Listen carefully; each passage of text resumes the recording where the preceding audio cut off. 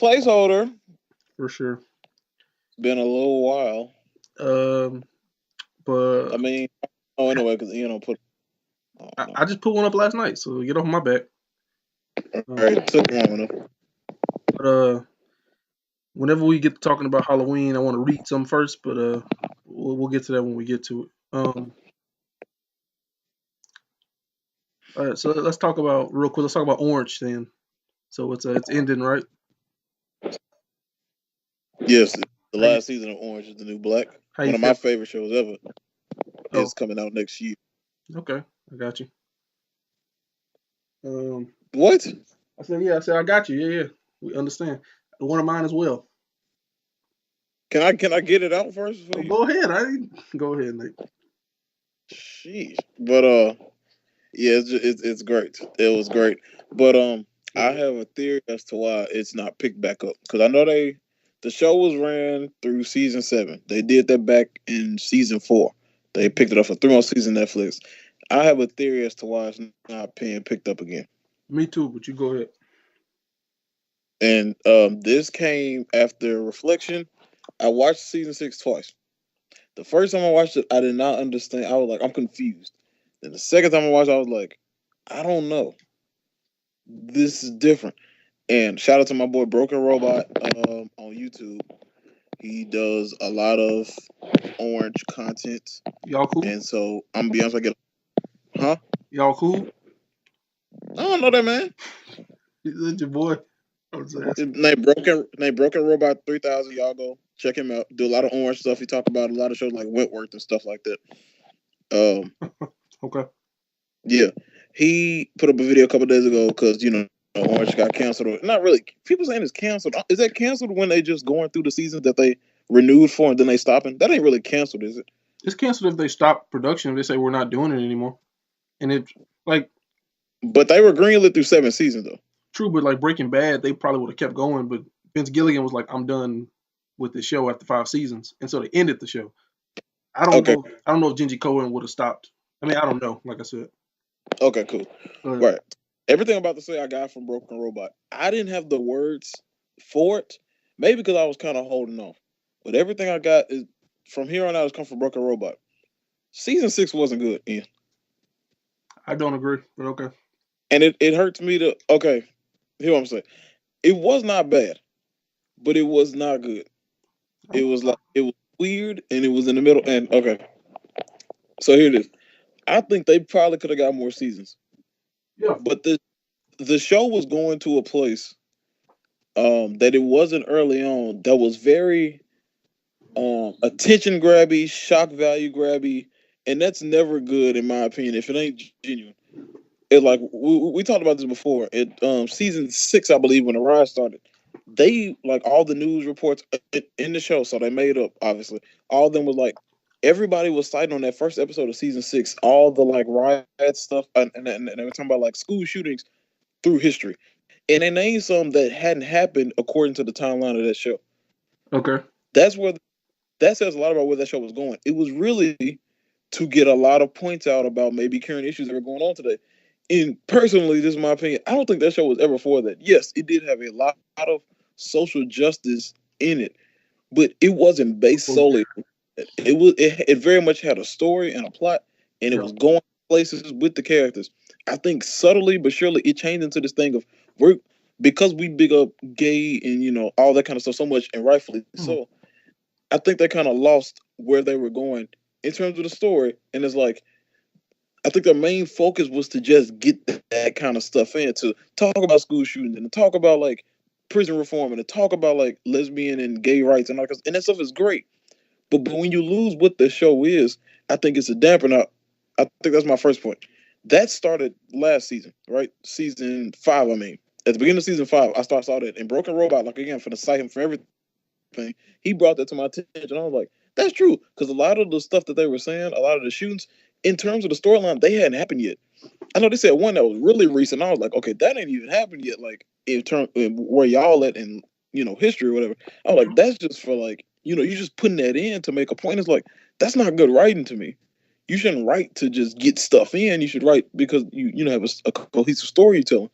So I was like, that was the first sign that the show maybe wasn't as polished and as tight as it once was. So so now I go to season 6, the most recent season. It was polarizing to me. It was different. And I didn't know if it was good or bad on first watch. I watched it again, and I still didn't know. But then I came to conclusion like, this ain't bad. It's good.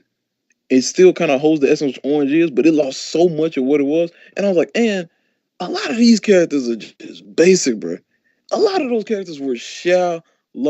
And you know what? They knew that. That's why they killed off two of the main people in that season. Carolyn, what was her sister name? I don't remember. It was the two sisters. They I know. killed them off so quickly because they were like, "There's nothing you can do with these people." We just dropped in with these people, tried to explain the backstory, and then killed them off because they literally had no layers. And here's a bigger point: they stripped and broke half the cast up. People we have grown to love over 5 seasons. They took half of them and didn't even show them. Ian, I think they showed Boo once. Boo is Yes. one of the favorites on that show, and Yeah, they did not show they showed her once when they with Lydia. at the very beginning of the show. Yeah, The one, first and one of the show, Mexican girls too. Yeah, very and, beginning. and that was it. They didn't show Maritza. They didn't show Gina. They didn't show Norma. They didn't show none of the characters who we've grown to love. Just like Washington and Abdullah, who was a new character, but people really liked her. None of the new crazy white girls. None of them. It was like they took away most of the people we loved, and it's like, for what?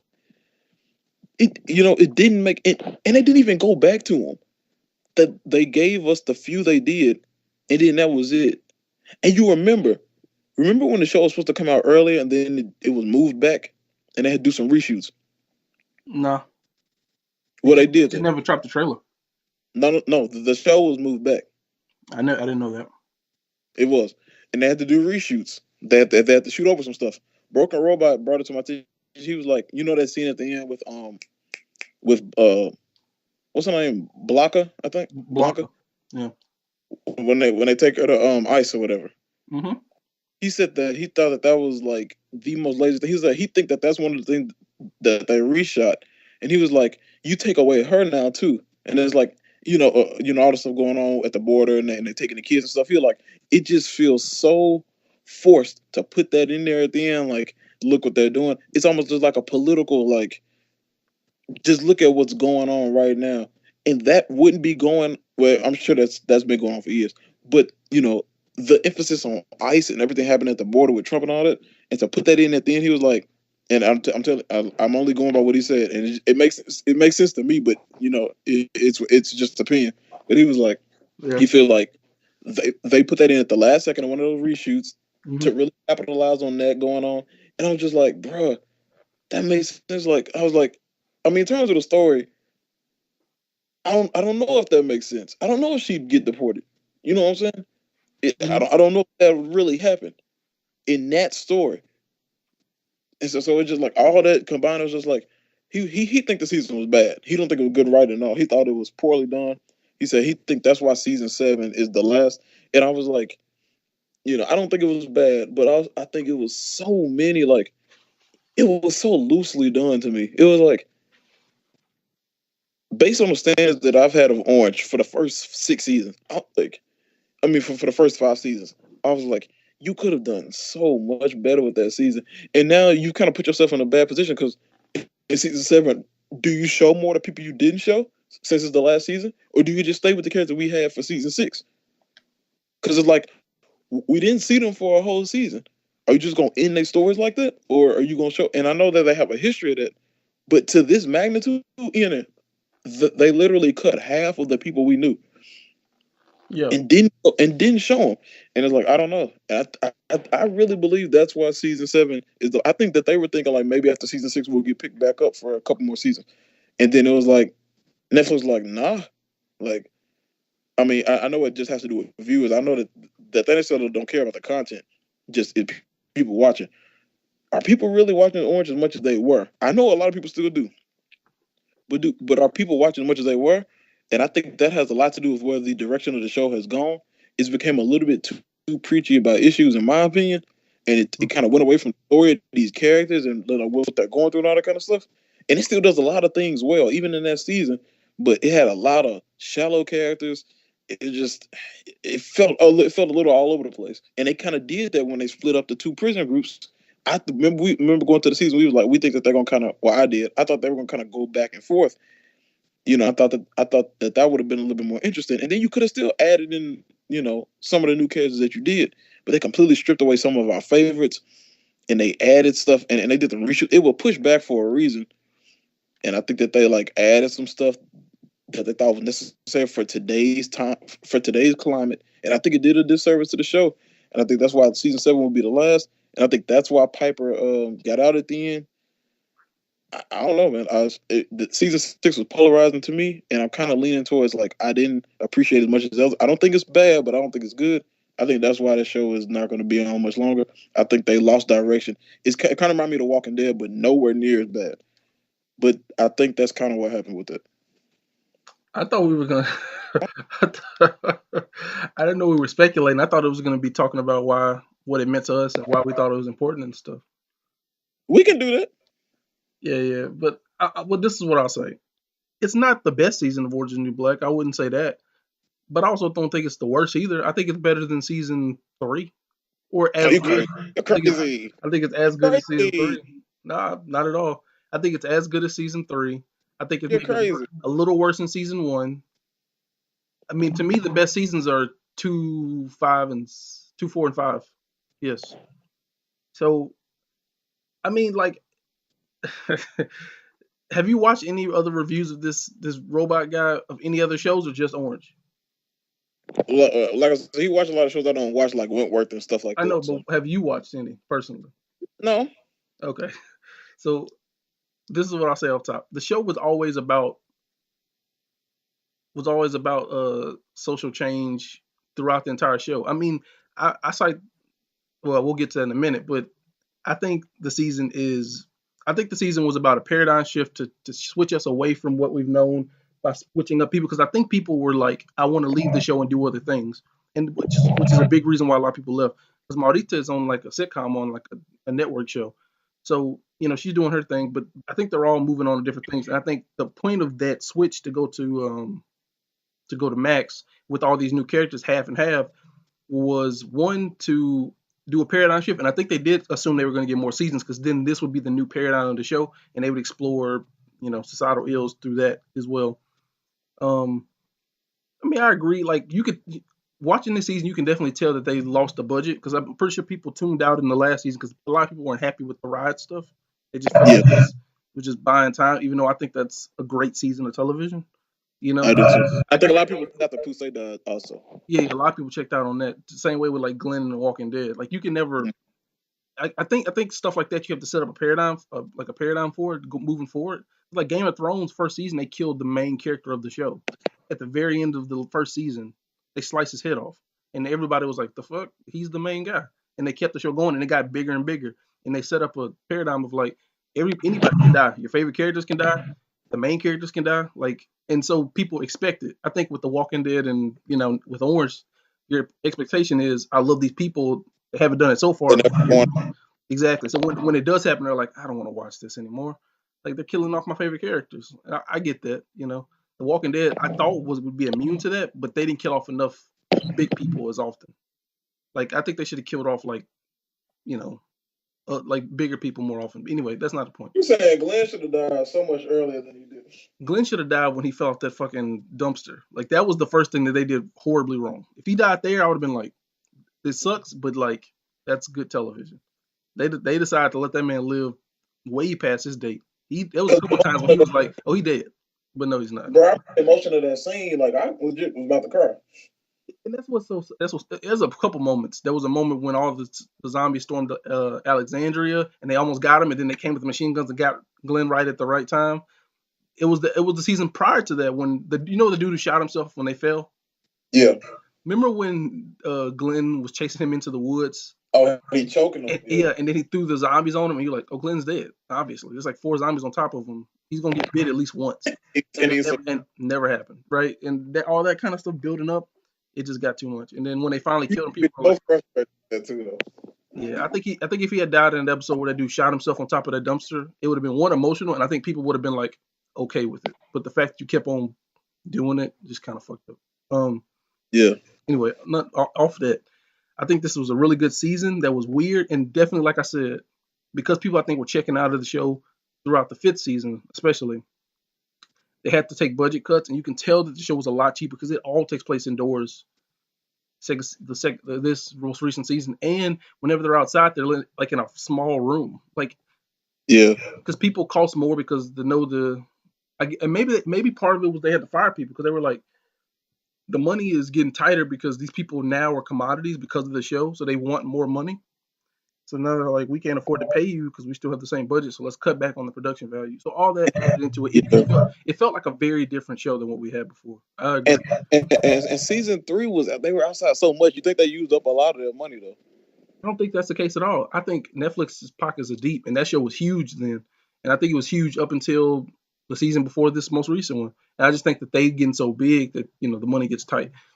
Anyway, I do think that they planned on having more seasons past this because they set up all these new characters to be the new Litchfield essentially. So I don't know And how. I hate that they didn't go into that season thinking this might be it. So we need to it needs to be more cohesive because now it's so scattered now in my opinion. I mean, but it's been scattered like if you watch the show, the first season is very much about Piper, and then the second season is about V and the drug stuff and the black girls essentially, and the Mexican girls, and the kind of fight between those two. And the third season is kind of like that. It's kind of like the aftermath of V, and people just kind of living their lives. Ruby Rose came in, like stuff just was kind of happening. I think Soso came in that season. I'm not sure. I think so. Came in a second. Second season. Okay. But either way, it was a lot of third season was just people doing things. And I think that's a great season too, but it's not driven by anything. Season 4 was very much driven by Piscatella and the prison industrial complex and what it does to people and who the victims are, which is Poussey. And then the fifth season was about the reaction to that. I think the problem was this.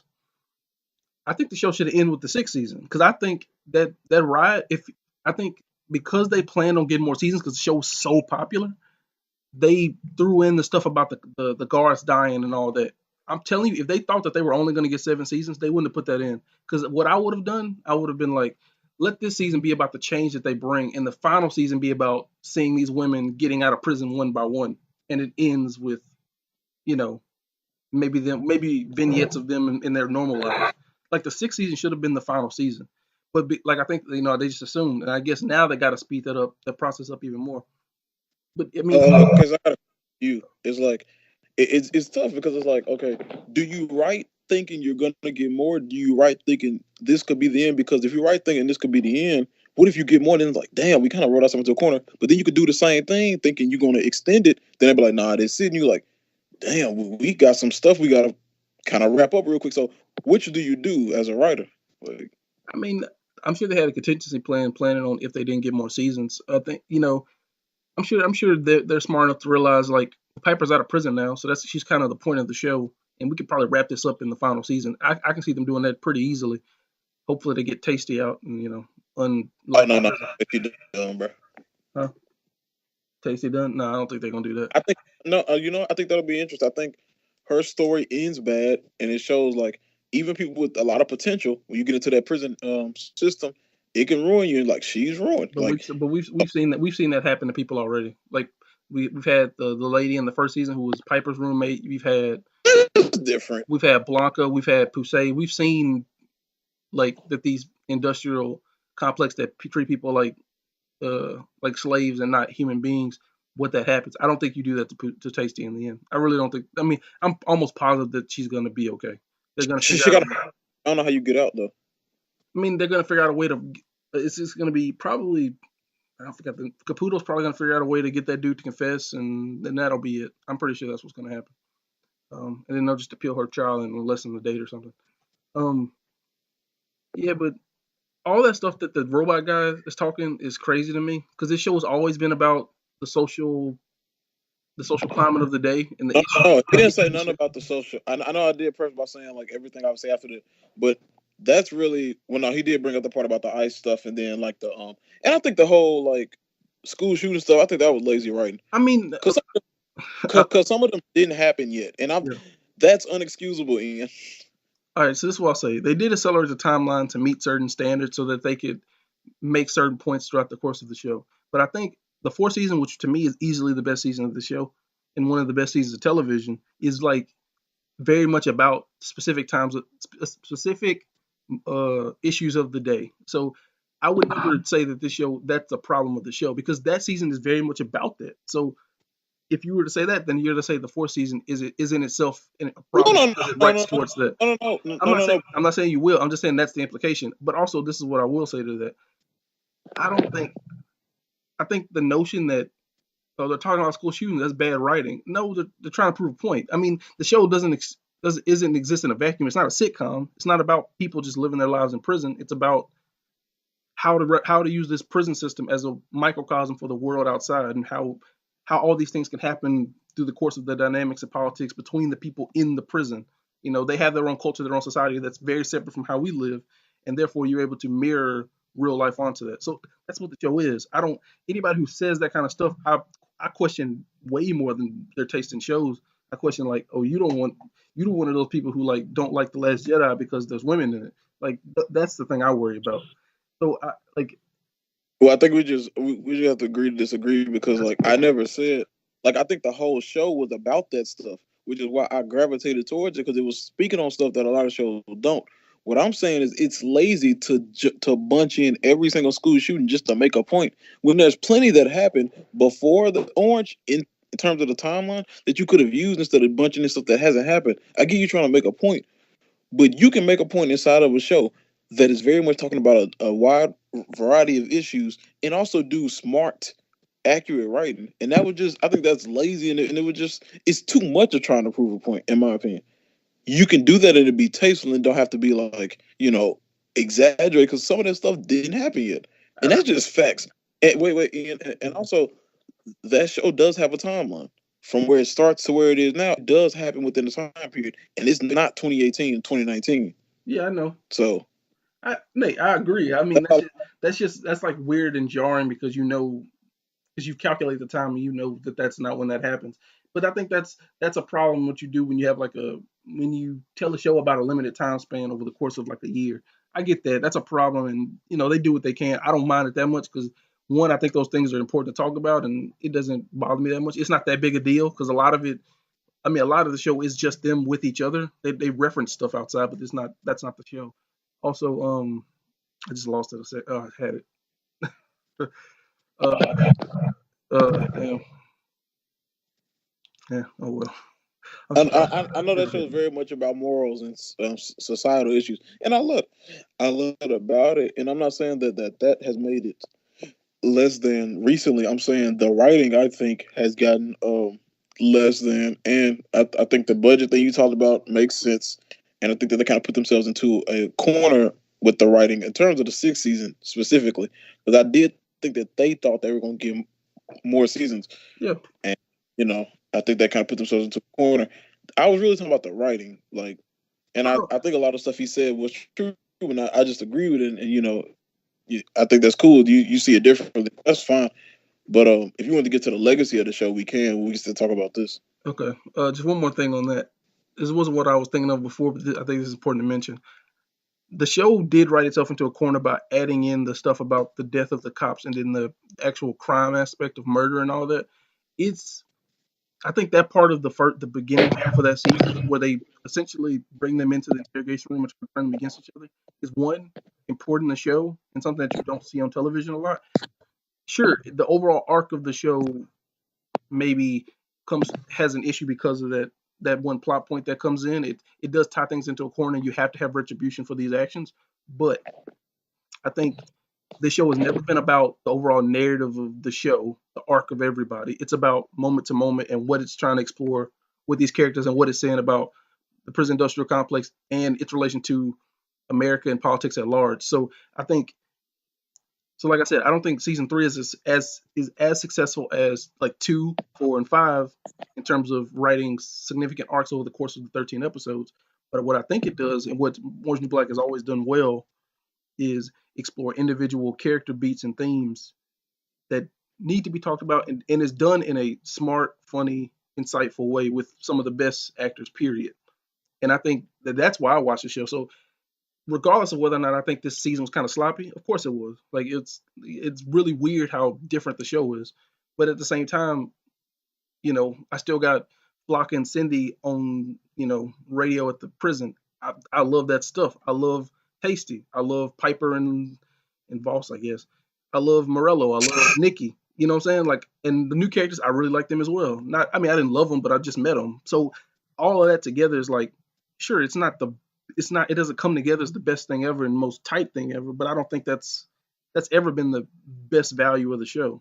You know, I mean, when I think about what I love about the show, I think about moments like Poussey singing at the Christmas pageant, or I think about uh, the moment when they all stand on this thing and then Poussey dies, or I think about the moment when you know uh, Tasty and Poussey joke about when Poussey confronts Tasty about coming back to prison because she can't get to see her mom die. All that kind of stuff is the stuff I hold on to. So it's not really about the narrative arc of the show. It's about these moments that, for me, make the show worth watching. You know. So. I get it. I just I think it's great. I was like, I get the moments too, but it has underrated writing. It had great writing. It was like, yeah, and I think the writing moment to moment and scene to scene is still very strong. They just, because of the issue that they had, because of like I said, I think they assumed they would get more. They had to deal with the consequences of what happened prior to. But like I said, it's not a big thing in the show. It's big in terms of like the arc of the show, but the arc of the show is not why I love the show. but that's you. And I did love the arc of the show, and I think it got a little bit sloppy towards the end. But that's not the Okay, let's talk about legacy real quick. I'm gonna say this: I saw this show when I was 8. I was thinking about this today at work. I saw this show when I was 18 for the first time. One, it opened my mind to the issues of trans identity and what that means for people, and it really opened my eyes in a way that I'd never really perceived before. And before that, to me, trans people weren't people I thought of as people. Not to be like a rude thing, but I think this. I need to say that stuff, though. No. But what I'm saying is, I think not that I didn't think of them as human beings, obviously. But what I'm saying is, to me, they were abstract concepts. Like they were the people on like Jerry Springer fighting and stuff. So I haven't met one. I didn't know one. I didn't really know about the things that they felt. I think like because of this show, I got to see Laverne Cox in person. I got to ask her a question. She's very nice. Like because of this show, I now understand things. I take things more seriously, and I consider my actions and the people who they affect more than I would have prior to. And I think this show is a very important part of my growth, important part of the cultural conversation about trans identity, gay identity, female identity, prisoner identity, which is extremely important. And I hear Charlamagne talk about it sometimes, and it's so irresponsible sometimes how he speaks about it. But even that, like all this stuff that this show touches on, is why I think it's the most. I don't think it's the best show of the decade, right? I think Halt and Mad Men are easily that, better than everything else. But I think if you took away history and you said you could only keep one, I'm keeping Orange Is the New Black regardless. I think it's so important. I mean, just the people I saw and heard speak at that Laverne Cox lecture were like people I had never seen before on campus at Mississippi State, and I'd never seen after that. And people I don't think I've ever met or really hung out with in my life, but those are people who felt represented, seen by that show, and just energized by the fact that they got to see women, gay women, trans women, all different types, black, white, Mexican. I mean, it's really the most diverse show on television. And even though I love Mad Men and Home Catch Fire, it's just white people. It's nothing but white. That's why you love it. I mean, who knows? I just think it's the writing and the direction and the acting. But who knows? Maybe I'm crazy. But the point I'm making with this is, when Poussey died on the show, it really impacted me in a way like, okay, no, I care about these people, and I care about a lot of shows. I love Shameless. You know what I'm saying? Like Amy Rossman's going to lead that show, and that's going to really hurt my heart because I love that show and I love her on it. But yeah, she's leaving, but they're keeping the show. The show's a hit. I mean, the show's bigger than it's ever been. But she just wants to do other stuff, like most people would want to after like 10 years of doing a show. But like I said, I just think it's very important that this show exists. And the reason why it was such a big hit coming out the gate and why it was such important for Netflix, because because this was a show that didn't exist before this. Yeah, you had like I'm rewatching Girls now. Girls is great, one of the best written comedies on television. It's also one of the whitest things I've ever seen. There's not a black person in sight.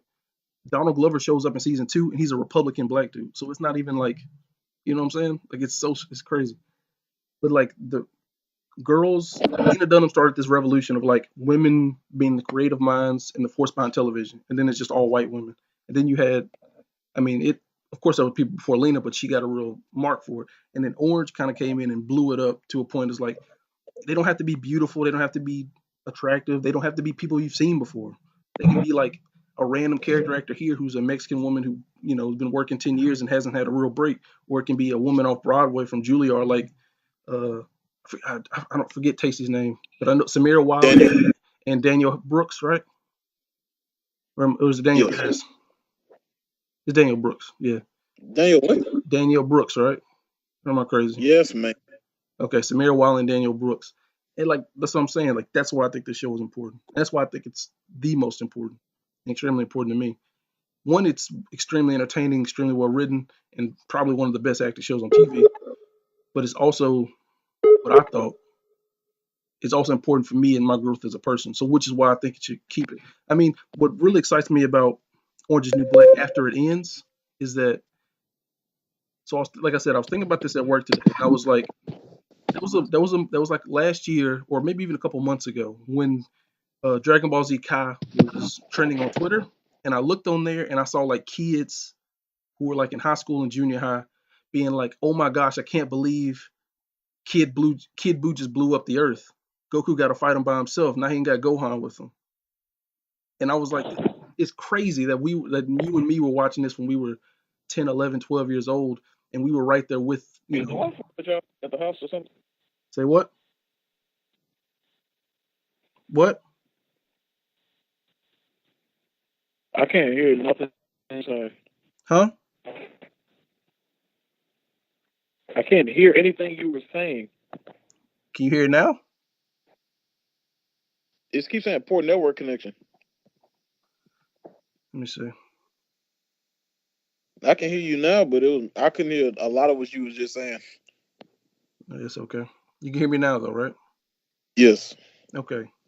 All I was saying was like DBZ, Kai, these kids who are watching it now, who like a couple months ago were watching new episodes of Dragon Ball Z Kai, and were like, I can't believe Kid Buu just blew up the planet Earth, and now Goku has to fight him alone. He doesn't have Gohan with him or Gotenks or whatever. And I was just like, it's crazy that these kids are now discovering this now and like feeling like this is a brand new thing. And we were watching this 10 years ago, and we were like 10, 11, 12. And I think about like what happens 10 years after 2013 when I first saw it. And there's a bunch of 18-year-old kids when they do, obviously they're going to do like a 10-year anniversary of Orange is the New Black. And kids who are just going to college are going to start watching that show. When it started, they were too young to know what it was or watch it anyway. And now that they're old enough, they're going to feel it and they're going to take it with them and hold it with them moving forward. And it won't seem like a radical thing. It'll just be like, this is a show about how life should be. I think that's why this show is so important. I really love Orange is the New Black, even though oh, he can't hear me anymore. I can't, but Okay, it went out for a second. all right, I'm done talking. You can go ahead. Hello? Hello, Uh, yeah, I can hear you. you can go ahead and speak your piece on the show. Okay. So I was a senior in high school when you came home for a break and you was like, "No, you gotta watch this show." No, first I remember Angel Brooks was on the Breakfast Club, right? And you was like, "No, watch the interview about her." And I didn't know what show she was in or nothing about it. I watched the show and da da da. I was like, "Okay, I don't know who this woman is," but you was like, "You gotta watch this show called Orange is the New Black." And I think we started it together when you came home for Christmas break. All right. Yeah, Hello? yeah, Is that when we started it? yeah. Okay. Yeah, I remember watching it then. I was a senior in high school and I was like, I don't think I'd ever seen a show like that. I don't think I've ever seen such a like a woman dominated show of that magnitude. And it was different. it was like I don't know what it is that drew me to it, but I mean, it started off stereotypical enough. I mean, white woman, right? That's Okay. most shows, if whatever. But she was going to jail, and that was also another thing. Me being a senior in high school, I ain't know nothing about women's prison. I had no idea. I had my ideas about men's prison, but nothing about women's prison. And Mm-hmm. I'm sure everybody at this show had a different idea of what women's prison was. And I'd like to think that the show is accurate to that depiction, even though it probably is a bit harder and maximum than whatever because they were a minimum. But anyway, I come to this show and I fall in love with it instantly. I'm like, I don't know what it is. I think it was just seeing a bunch of women, like different women, just being not all glammed up and not what it is to be a woman. It was one of the raunchier shows that I had seen up to that point. I mean, the first scene was the first episode was like raunchy with 16 and stuff. I remember talking to people at the time and was like, "Yo, you should watch Orange." And it was like I couldn't get through that first episode. Like, why? It's kind of hard to watch. Yeah. So people was like talking about that show, and I was like, I don't think we had ever seen women depicted like that. Yeah. I Like, mean, my friend Sarah, who still goes to state, who I'm super close with, I told her to watch it, and she was like, I can't watch that first episode, but she loves it now. She's a huge fan, but she was like, she couldn't get through the first one because of how, because like off top, it's like chicks in the shower going at it, like butt naked and like really going can at I give it. my legacy, please? What was that? Can I give my legacy? I'll let you have yours. Yeah, go ahead. Damn, like I was saying. You couldn't hear So I half. was watching it. I was like, yeah, I was talking to people and they're like, you should watch Orange. I can't get past it. I was like, really?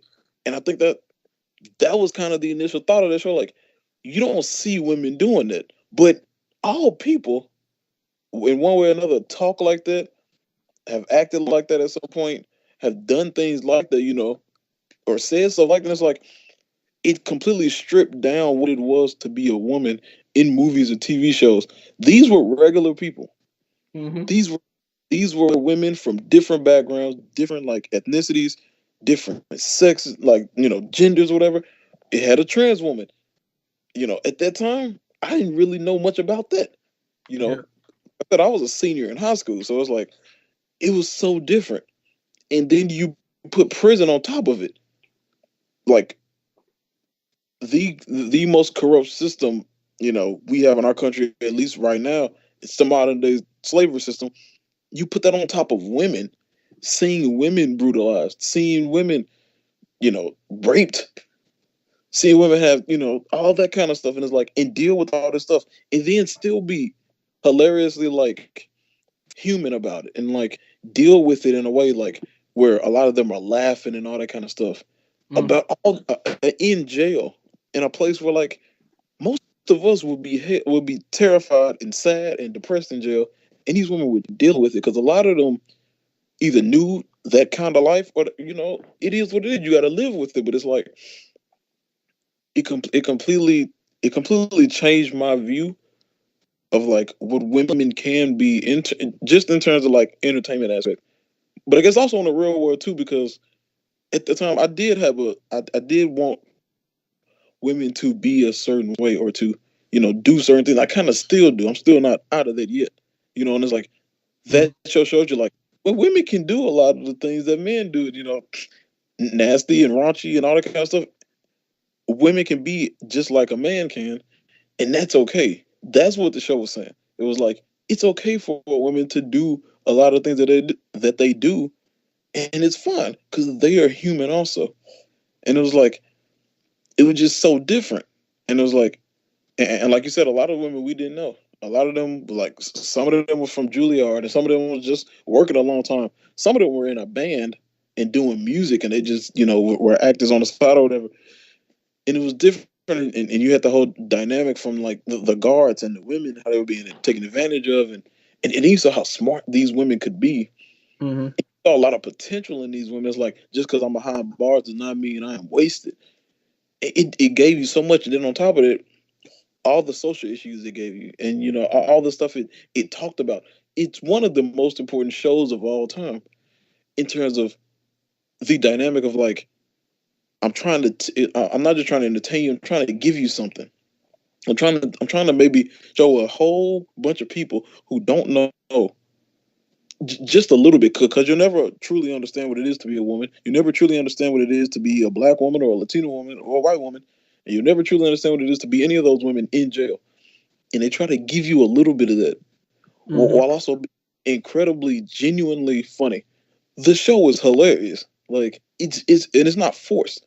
Everybody seems like they're real people that you could have met some of them at some point in your life, and I think that's the true test of like good acting. It's like, I don't feel like you're acting. That's you. You know what I'm saying? Or Mm-hmm. I know somebody like you. That's real to me. And everybody was great. Well, was a great actress in this. Like like everybody did their job, and they had like monumental performances from some people who need to be movie stars, like, or in another TV show leading. Like, it was great, and it made you feel for everybody. You know, like even the ones you didn't like. Like, I didn't like Piper much, but when she was branded, I felt like, I was like, damn, like you kind of have to come, but at the same time, it's like, I feel for you, because it feel like I knew her, because it's like, it feel like all those people, and it's like, when they heard, you heard, and when Pusey died, we all broke a little inside, and I was like, a show don't get you to that point unless it's important, and unless the characters are grounded and they're deep, and you feel for them, and a lot of shows don't get you to that point. That show got you to buy in and invest and care about these people, and Mm-hmm. really believe that all these people are true. I keep going back to that because that's what that show made me think. Is like, every single one of those people could be true, and you could know all of them, and all of them probably ain't bad people. They probably just had some bad instance happen in their life, or a bad hand dealt, or something went wrong, and they now in jail, and they're suffering because of it. And they all still find the humor at some point or another to laugh and make jokes and all that kind of stuff. And the dialogue was great. I think the writing was great. I think like everything feels good and like, authentic and not forced.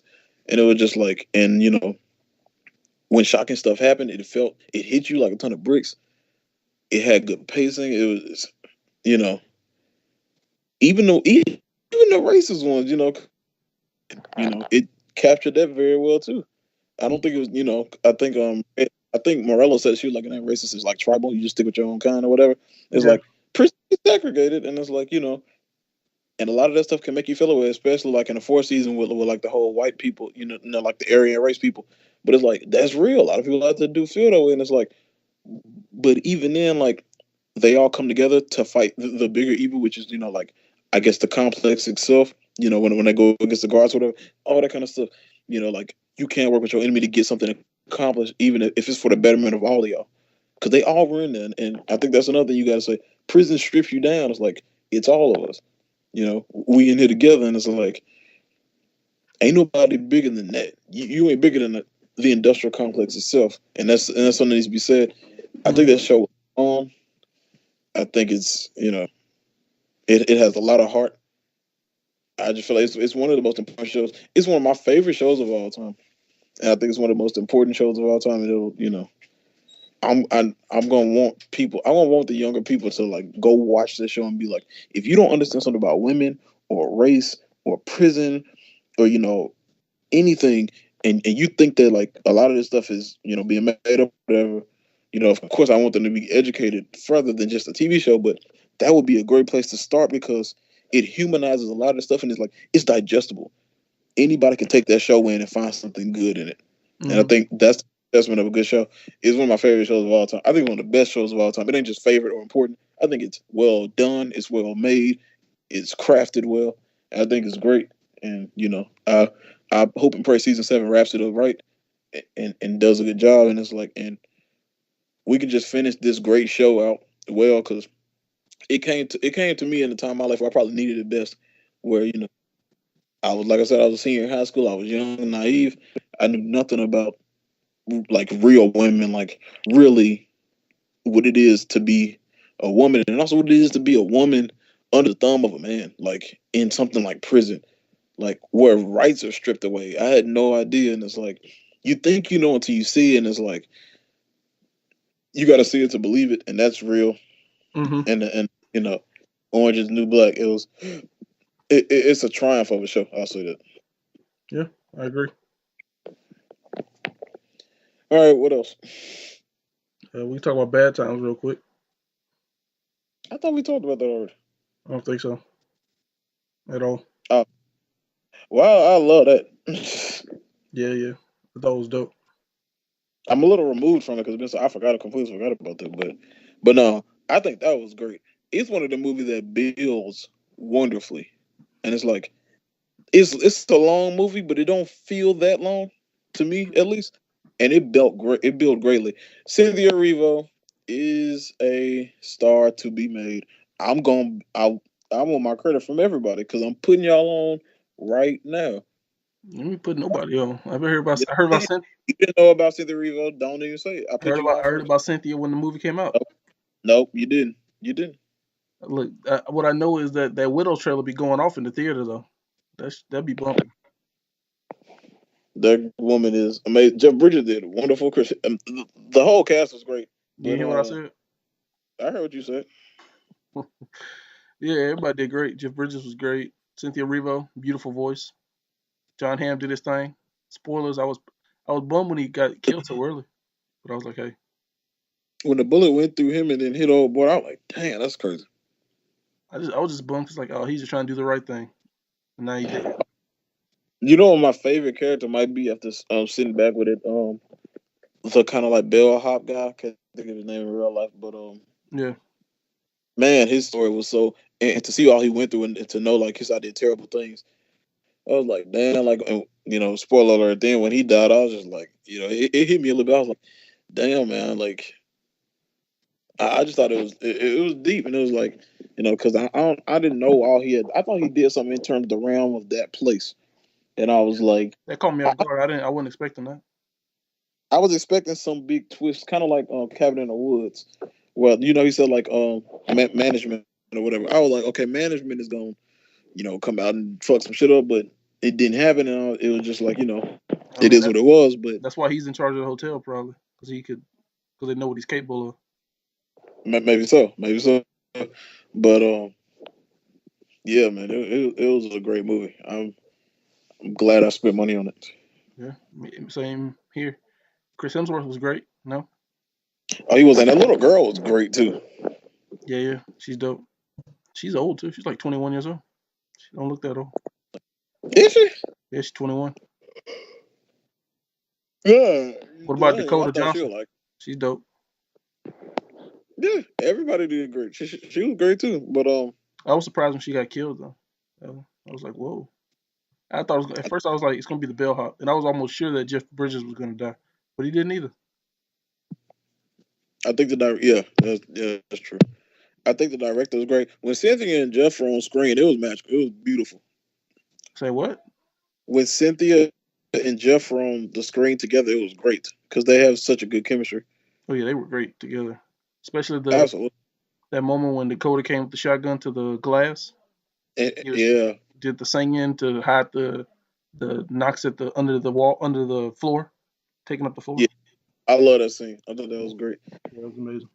And it had an eerie feel to it. It was great. It was a little scary. It Hmm. was a little, but it was great. Oh, and It was real good. when she put that thing, when he put the thing in her drink, bro, I jumped. So I did not expect it. Yeah, when he did that, I was like, "She finna rape her, bro." That's my first thought. I was like, Right. because I knew, they all had their issues and stuff, but I was like, is this? Because I thought he was like in love when he was with her. I was like, oh, he has a crush on her. That's why he keep going to her door and hanging out and wanting to hang out with her. And then when he put the thing in her drink, I was like, oh, this man's like a serious criminal. He trying to get her. I was like, I don't want this movie to be that. And then he was just like, no, I'm just trying to get the money. I was like, okay, good. 'Cause I hope he ain't out here trying to be a priest and he out here raping hoes. That would have been wild. Um, All right. yeah, that would have been a whole different movie if that's the case. I was anyway. I was bummed about John Hamm because he had a family and kids and stuff at home. Yeah, well, you should know better than run into a room with somebody got a gun. Yeah, but he FBI. He believes in the law and stuff. He thought the girl was Okay. kidnapped and hurt. He believed in it. He definitely should have asked or said something. or not winning that crazy, because she didn't hesitate. He was like, wait, and she blasted that boy. She wouldn't All play. right, what you talking about? I mean, I get it. I mean, she got to know what that looks like, though. Also, she dumb for leaving her sister alone to call old boy. That's her own fault. Right. Um, but yeah, that part was cool. That whole part was pretty good when Chris showed up. Yeah, that was. It's tense. Yeah, I was gonna say something. Oh yeah, old boy should have known. He should have died because he was like, "I'm so sorry for your loss." I'm like, bro, you know the girl crazy and you just kill her co-leader. She finna kill you. I would have put one in her head too. I see. I thought what was gonna happen. She was gonna be like, "Don't kill her. She's my sister." She like, "Nah." She effed up. She would have. Like, she was real cold. I thought she was at least gonna at some moment be like, "You're doing too much, Chris. Don't kill them all." But she was just like, "Nah, I love Chris. So whatever he doing, I'm doing." He rolled until the end. Yeah. He got that bullet. He got that bullet real quick. He's like, "Buddy." I was like, "Whoa." Mm. He's like, "Yeah, yeah." Yeah, he done. I think. I mean, that's all we can talk on Royale. That's good, I guess. Um, Yeah. you said you rewatched Mother recently. Any new insights? Anything? Enjoyed even more? I did enjoy more. I did want the show that. Um, More the same. It was just I think it's about Mother Earth. I think it's about religion. I think it's about you know. I think it can encompass whatever you want it to be, and it's well directed, well acted, and it's more the same. Okay. It does hold up well, though. I will say that much. I mean, it just came out last year. I would hope so. It's not an old movie. Yes, it is. I mean, if that's the case, then we all in trouble. Are you in trouble?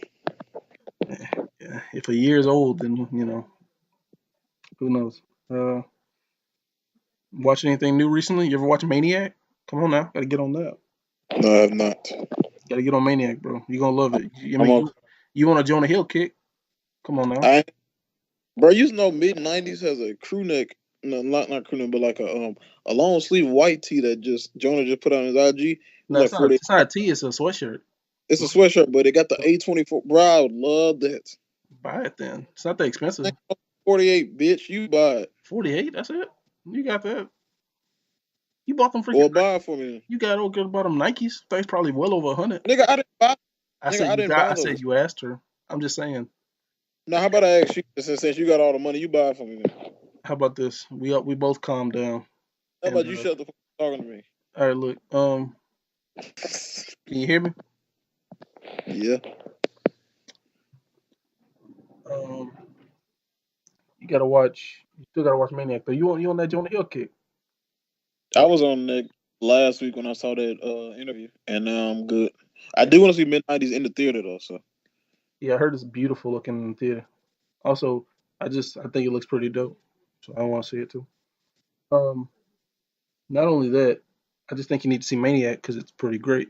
That's all. And Emma Stone's great in it, and yeah, everybody's great in it. at some point. At some point. So point some. I've been watching the game. Oh, I have rewatched the game. That is a great show until BET take it over. Yeah, A great, we talk. I mean, we talked about this. not on the podcast. Yeah, but like, I don't care about the game. That's my thing. I know you don't, but you talk about a lot of stuff. I don't care about like Maniac. So I just told you to watch it. okay, well We I'm ain't gonna tell getting you to into it. watch the I'm not game. explaining to you what the show Okay, well, I'm is. gonna tell you to watch the game. Have you gotten to the BT years yet, or are you still at We just got CW? BET when it kind of switched cameras and it started to get. I'm like, oh, this shit's trash.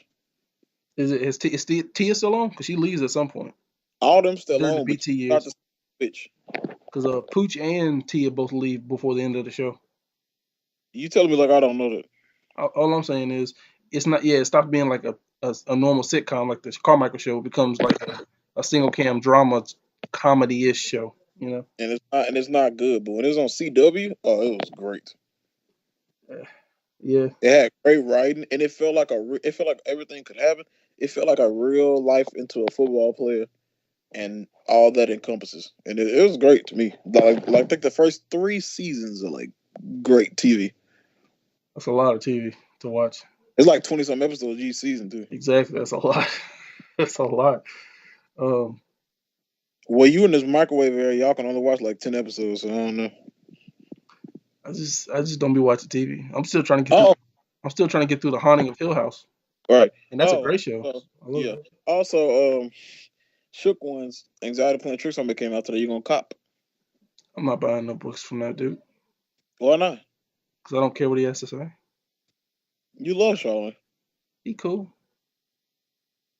Oh, you can't support a black man, huh? Hey, man, he says things that I just don't agree with more now than ever, and I just can't. I can't support. Um, but I mean, he can do what he wants. I hope people get a lot out of it and seek therapy and prioritize mental health. That's important. You gonna cop? I think so. Yeah. You ain't even finished the first one. I'm probably gonna finish this when I get it. That's funny, bro. At least I support a black man. I did support Black Man. I paid money to go see Black Panther this year. A lot of black men involved with You that. don't even like the movie. It don't mean I ain't pay for it. What you mean? If I buy, I probably don't like that book either. But if I bought it, I'd still be supporting a black dude. What does me liking have to do with me supporting? Cause you just bought it just because everybody black was doing it. You ain't buy because you want to actually see it. A Wrinkle in Time on Netflix, Nate. Go I don't see support. that shit. Go support Ava. I mean, I kind of don't want to see it either, but I'm gonna watch it because I like Ava DuVernay. No, I don't care about people enough to watch stuff I don't want to see. I mean, I want to see it. I just don't. I'm not like energized to see it. There's a lot of stuff on my list to see before that, but I'm definitely gonna watch it. You energized to talk about Phantom Thread and white movies all day. I mean, if they do it better, I'm kidding. Um, You're not kidding though. Phantom Thread is a perfect film. It's the best film of last year. But let's get to the shits, bro. Halloween. Not yet, not yet. Uh, have you Black Panther's on Netflix? Have you rewatched it? No, Okay, I was wondering. There was something else. Oh, Hold the Dark. You anything on that, or are you still just where you've been? You ever rewatch? I'm probably no, gonna rewatch this weekend. Some point. no, I'm not. Yeah, I think we talked about that. It was pretty. It was really good, and I You think don't that. you don't watch subtitle movies, do you? Oh, Jasmine TV is no but subtitles, so yeah. I mean, like movies that are in a different language. That's what I mean. We started rewatching. I started rewatching Narcos with her, but I mean, like totally in a different language, not Narcos. no, nigga, I don't watch no foreign films. That's all you have to say. You want to say foreign film? Use the subtitle. Well, I guess that's fair. Um, don't worry about that. There's some good stuff on Netflix that's coming out. Like a lot of good movies coming out on Netflix recently, I and doubt it. good TV, but like good movies for sure. Apostle, great. Roma's coming out soon. That's gonna be amazing. But whatever. NBA is back. Yeah, you got folks fighting. Nate talking about folks don't fight, but they do when they got to. All right, because one fight in 10 years, that's a fight. It was a fight. They threw punches. What you mean? Then there's one fight in 10 years about folks don't fight. They don't. That was an outline. Either way, Nate, it's a fight. Like, so stop acting like it didn't happen. I'm not, bitch. Why you mad, bro? Like I'm just talking. Cause you Um, stupid. yeah, that But was it's cra- what's that was saying. crazy. I've never been more excited for an NBA season, and this one is living up. It's been great for these first like 3-4 games. Because LeBron been losing. Is that why? Yes, he's 0-3, and that warms my heart. I mean, he's in a new franchise. There's gonna be some kinks Yeah, there. well, he's gonna lose again anyway. So, I mean, he's always lost. It's not like he's undefeated all the time. well, you ask them, he's a perennial winner, and he makes any team great, but he doesn't. So, it's just I don't know. Nate would lose his mind if they were like the Lakers didn't make it to the playoffs this year. He would lose it.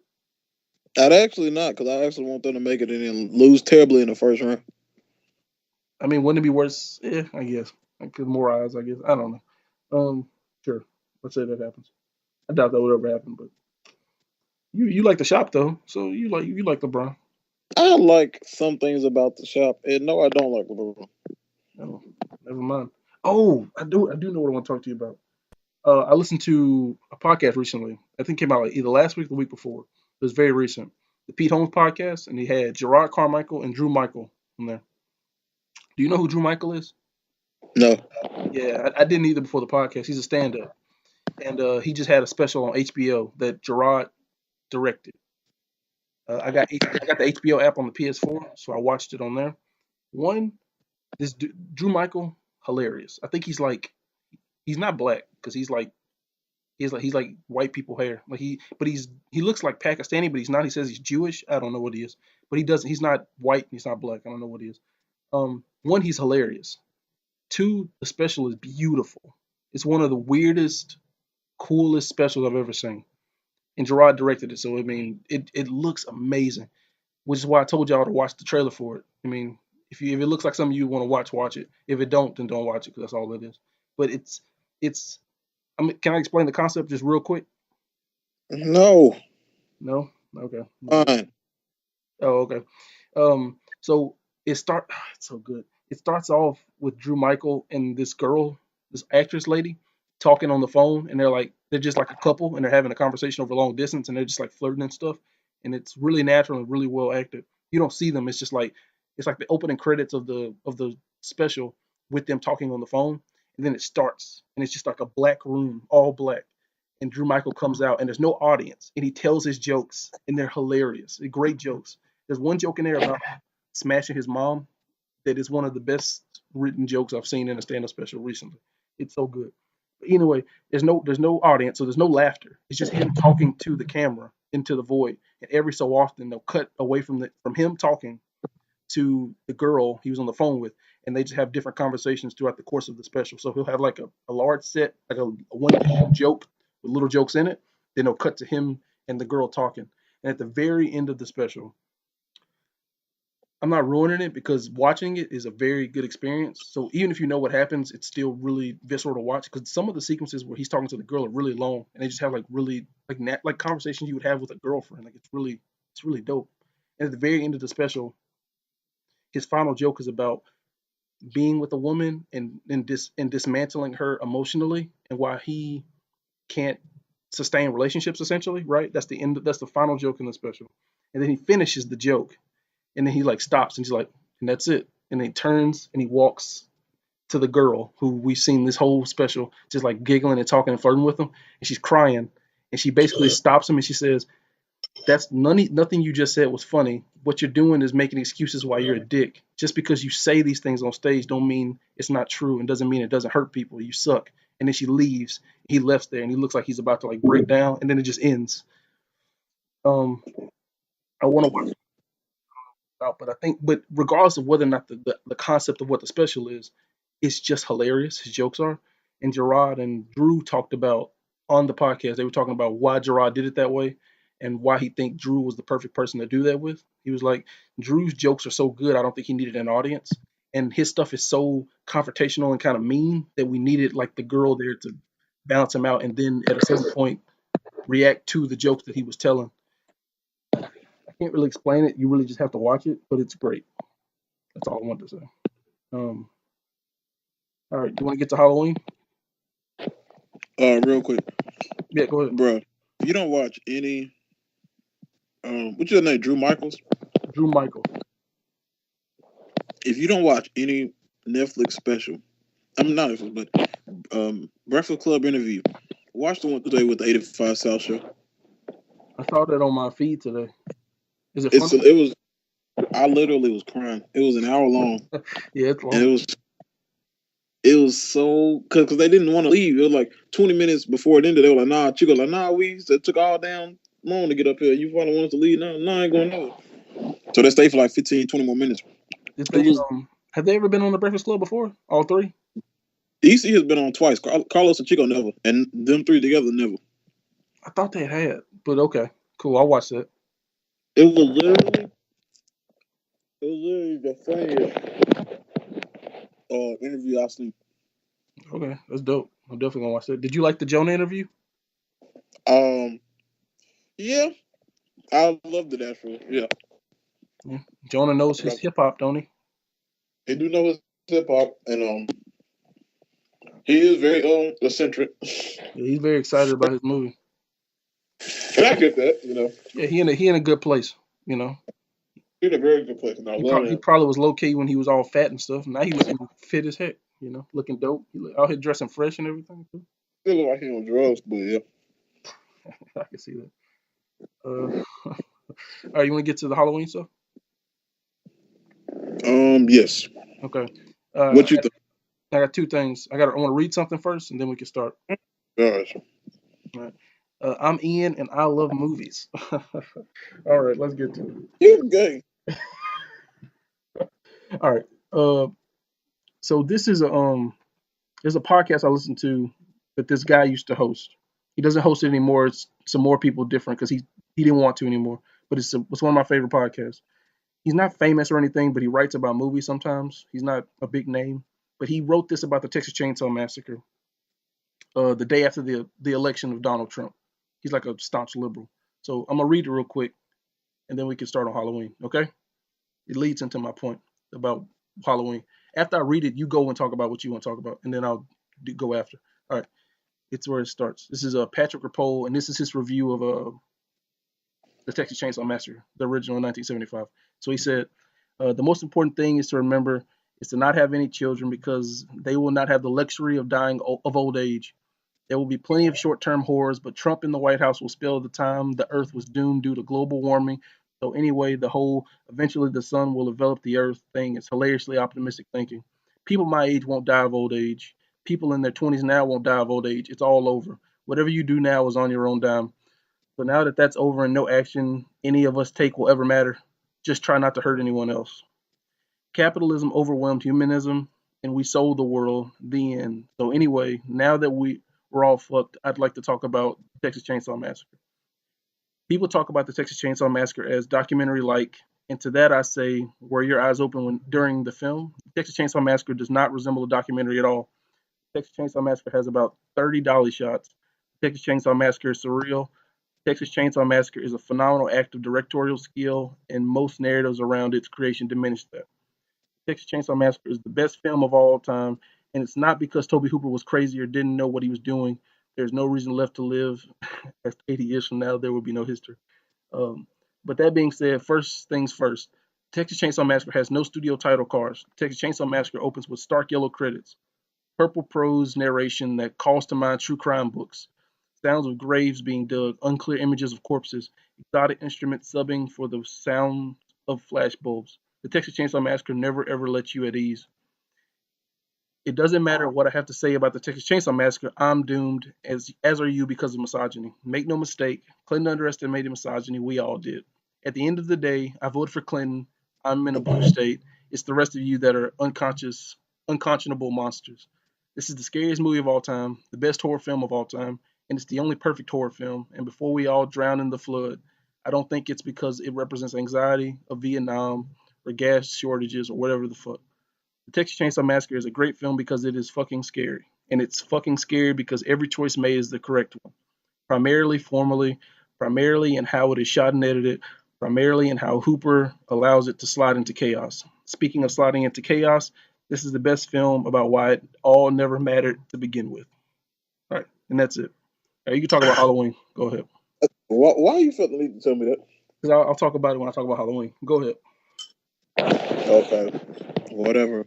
Um, Sway was Sway had D.L. Hughley on one time on his radio show, and he was like, he loves Sway, and he has for like 50 years because he said he's a wasn't what it is now. He's a conduit, Yeah. and he was just like he think he's great. And that subtly kind of represents what this movie is to me. I've never seen the old ones, so that might be a little crazy from me. But I feel like it has it pays homage to what the movie was established what it can be and is today. It has every sense of the stereotypical old horror like appeal. Even from the damn intro, after the first scene we come on Halloween, that felt so old to me. How it looked, Uh huh. you know what I'm saying? Yeah. And I thought that was great. I thought that was great. Um, it does so many little things good. And so many things like to like kind of like all y'all horror movies like I'm showing respect to y'all, but it also forms its own thing. Like I said, I didn't see the old ones, but you know what? This movie made me feel like I didn't have to because I definitely got what Laurie Holder or whatever her name was. I definitely got her like Strode. trauma. Laurie Strode. Laurie Strode. I definitely got her trauma from what she went through. It, they showed that so beautifully in the early parts of that movie. Just how crazy this man made her, and how well prepared she was going to be for when he got out, because she knew he was going to get out. I thought Yeah. that was great. Mm-hmm. Um, I love the two people who were like trying to find him and all that kind of stuff. The I podcast. thought that they did what? The podcast. Yeah, yeah, basically. But I do want to say all that. I do want to say that first as an overall thing. Now, in terms of Mike, Mike was that nigga. He should win Oscar for best male, and because he was that great. This dude, like, I don't know if kids really understand. This dude be walking around, bro, and you know we always make jokes about that, like Mike to be walking around. This dude walked around the whole movie undetected, and he a good 7'4". This nigga was tall, and some of the kills in this movie were just gruesome, Mm-hmm. gruesome. Like when a girl went to the bathroom and he killed a little dude in the little window, and it showed his mouth hanging, and he had ripped his teeth out. And when old boy came in to save her, and he banged his head, bro, I was like, oh my goodness, this is too much. And then when he walked into the house on Halloween night, hit her head on that thing and stuck it through her neck, and I screamed. Did you really? Oh, it was packed, and I was on a Friday night. It was like packed. So yeah, Who all was it? it was me, Willie, Lindsay, and Jasmine. It's supposed to be Josh too, but he wanted to go out, so we dropped him back off at the house. Oh, okay. But some of the stuff in the movie was so gruesome. Like when he finally got to Lori's house, he was banging her head on the door. I was like, God, her body went limp. I was like, God dang, bro, is not playing. He picked up that whole kitchen island, bro. I Yeah. mean, this dude, he was literally the best part of the whole movie. Like, forget lighting and direction, and the lighting was great. I think it was directed good. You know, it felt dark. It felt menacing. It had good jump scares. You were scared. Mm-hmm. Mike was the guy. He was that nigga, bro. And it was like, I don't know if it's necessarily that deep, at least on my part of a movie. You know, it's a horror movie. I think it does delve into, like, you know, I guess psychology a little bit, because she was scared. But I thoroughly enjoyed that movie. Thoroughly enjoyed the movie, and I know it's gonna be another, because he ain't down that fire. I ain't see nobody, so Yeah, I get you. it's gonna be. But I enjoyed that movie front to back. I was scared, and I appreciate it because it's supposed to make you scared. And I was also on the edge of my seat. You're supposed to do that too, and I was intrigued. And I laughed at that little black boy because he got away, and that's what black people do. And he was funny as hell. Yeah, he was super funny. He said he up there. He said go up there and get her. He said I'm out. He did. He didn't see him no more because he lived. He's funny from the jump. He was like, man, I should be in sleep right now. I should be in bed right now, instead of picking up my nasty feet. I Basically, had another babysitter. She had me up there reading me stories and stuff. and I thought Jamie Lee Curtis did great. Yeah, You know, Um, her daughter and granddaughter are stupid, but you know, I knew that. But they you know, ain't stupid, bro. What you mean? they were stupid, especially her granddaughter. Like, you know, oh, and that kill when he was chasing the old boy who was trying to give her, and he stabbed him. He fell on that spike, Yeah, bro. That shit was nasty, bro. the, I love that. Okay, you go ahead. there's a song on that soundtrack when after she finds that boy stuck on the spire Oh, thing, and there's a song on the soundtrack. It's called "The Shape Stalks Allison," and it is my favorite song. I think the music is amazing in that movie. I forgot to mention, and the music was bomb, bro. That one song that they play there, I listen to it over and over. It's only a minute long. It is it got me so Nate. You don't understand how hyped I was at the very beginning when they started playing the night he came home, the Yeah, theme, and then you had the pumpkin inflating over the credits. I was yes. I was so excited. That something about the Halloween song just made me excited to watch it. I get so hyped when I hear that. But what was I saying? I was about to say something. Man, I lost it again. Tell, tell me why you read that review. Okay, so before I get into the review, I really want to know your take. I want you to watch the original Halloween, and I want you to watch I mean, you probably won't, but I want you to watch the original Halloween and then watch the two remakes that came out before this most recent one. The one that came out in 2007, 2009. And no, the ones in 2007 and 9, I think Michael is way more brutal than he is in this movie. I think those movies are like kind of horribly gory. Like he's terrible, and those movies are very different too. And I like those movies a lot, but they're very different from the Michael Myers we see here. But it's kind of the same. It doesn't matter. And I just want to get your take. But okay, so uh, Texas Chainsaw I've been thinking about a lot. That movie. So what he was saying about that is that was a movie he felt in that moment was indicative of this time that like, oh, this is the world revealing itself to us, and this dark underbelly of it has always been here. Just like the backwoods crazy cannibals in Texas Chainsaw, you take a wrong turn, you'll end up in these places where these people thrive and exist, and nobody's coming to punish them essentially. And this is what now we're reaping the benefits of not seeking out these people or at least acknowledging that they exist. With this movie, I think Halloween, one, I thought it was extremely powerful. One, two, I thought it was extremely well made, and I love the music. Obviously, there are a lot of problems in the movie, but I think so. I'm gonna say something that I've been thinking about a lot that I said on Twitter, but I'm trying to reiterate it here. I think the movie reappropriates the imagery that you associate with Michael Myers from the older movies for Laurie Strode. One to get across this notion of like, hold on, what's up? Okay, yeah, uh,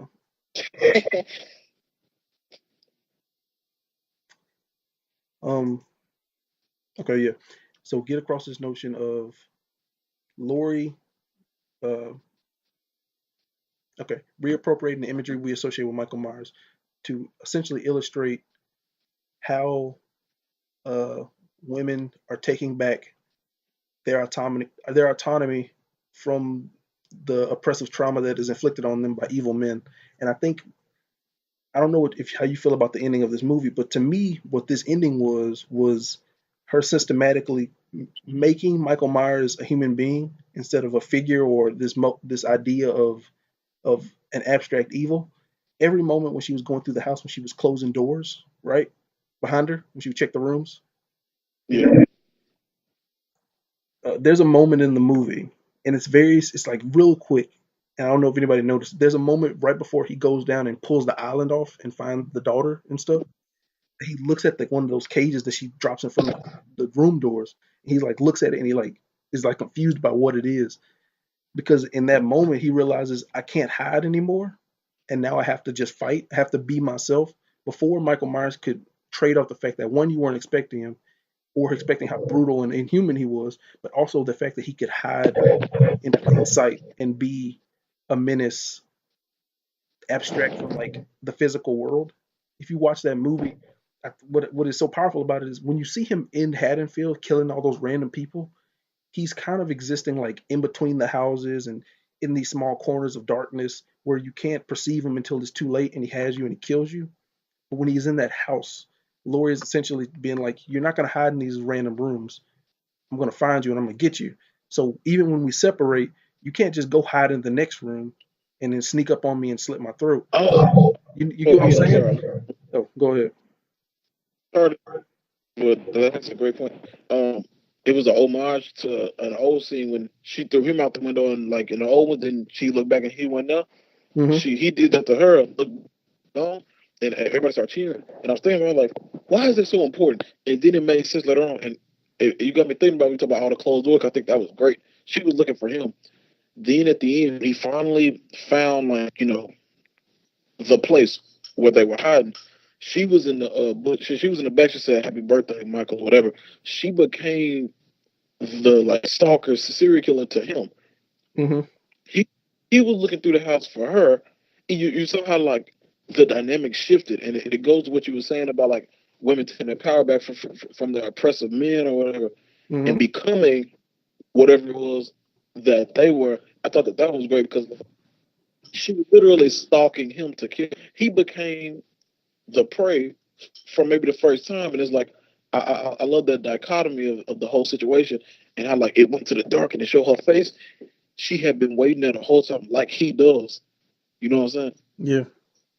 I thought that was great, but you can go ahead. So there's this there's like a faction of the critical community that is identifying this movie as either just another Halloween sequel, or identifying that the ideas that are presented either don't go far enough or are incorrect in this context of the movie. And I think all that is wrong, right? I mean, it's just an opinion. Obviously, I'm just talking BS. But there's a moment early in the movie where Allison, Laurie's granddaughter, is in school and she looks outside and sees her grandma. And you've never seen the first one, right? Uh-oh. In the first movie, Laurie Strode is sitting in class and she looks out the window and she sees Michael Myers just standing there. And then she looks at Really? the teacher and she looks back and he's gone, right? And this happens throughout the day. She goes back, and later in that same movie, she goes to her bedroom after seeing Michael on the street with her friends, and she's like, I thought he was here, and he lives. So she looks out the window and he's standing outside in front of these sheets blowing in the wind. And then she keeps looking and he disappears and he's gone. And this happens a couple times before he eventually attacks and kills, her friends, and attacks her at the end of the movie. And that's the first movie.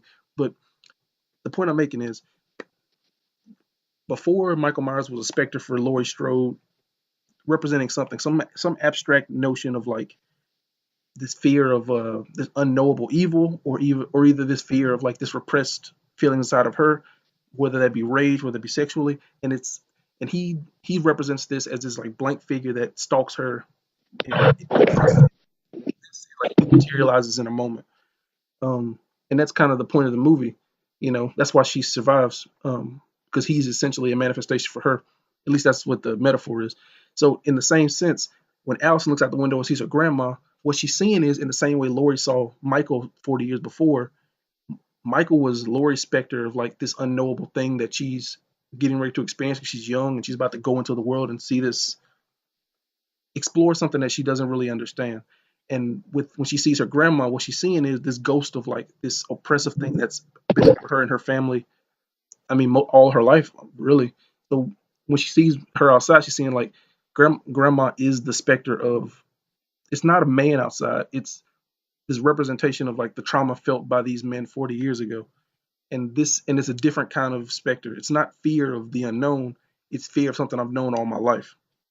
And that's one thing I think that's powerful. But also, if you take all that into the case, like I said, part of the fear of Michael Myers in the first movie was like, he's just evil. We don't know why he's killing. We don't know why he is the way he is.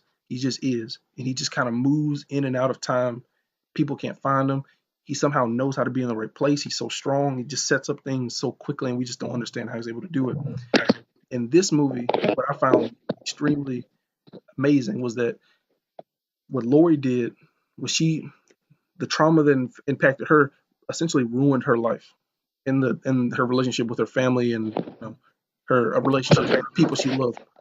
But at the end of the day, because of that trauma that she had, she was prepared for when she would look that evil in the face and take it down.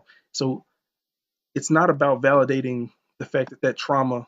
It's not validating the fact that she was a horrible person to her family. It's about, oh no, this thing ruined her life, right?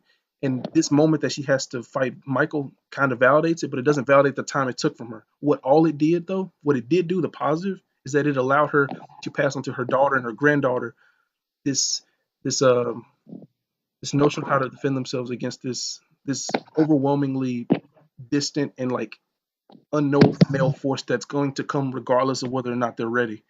The women that he killed in this movie, that he go into the house, they weren't expecting Michael.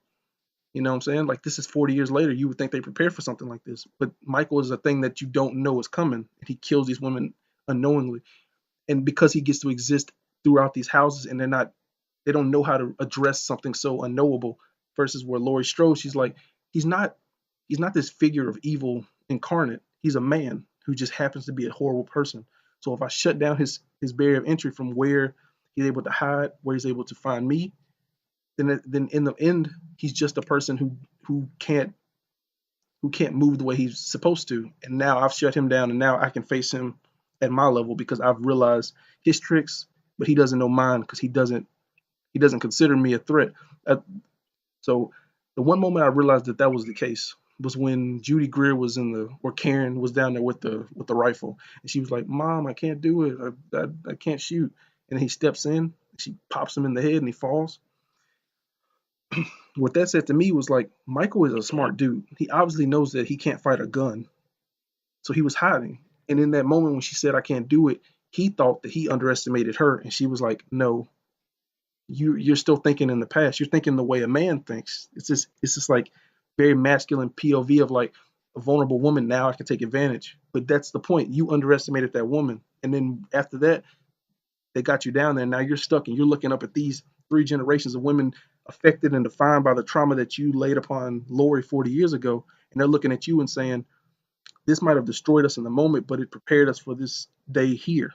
This male patriarchal force that came and disrupted these lives of these women, of this one woman, now defines the strength of an entire family and an entire in like multiple generations of what these women represent." And I love that ending when they lock the door and they look down at Michael and it's like the three Strode women and looking down versus Michael Myers, and then he just burns in the house.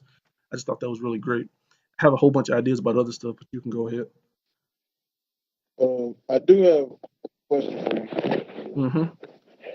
Did you think when she left the restaurant that she was really gonna walk into that street, or she was just kind of in her feelings?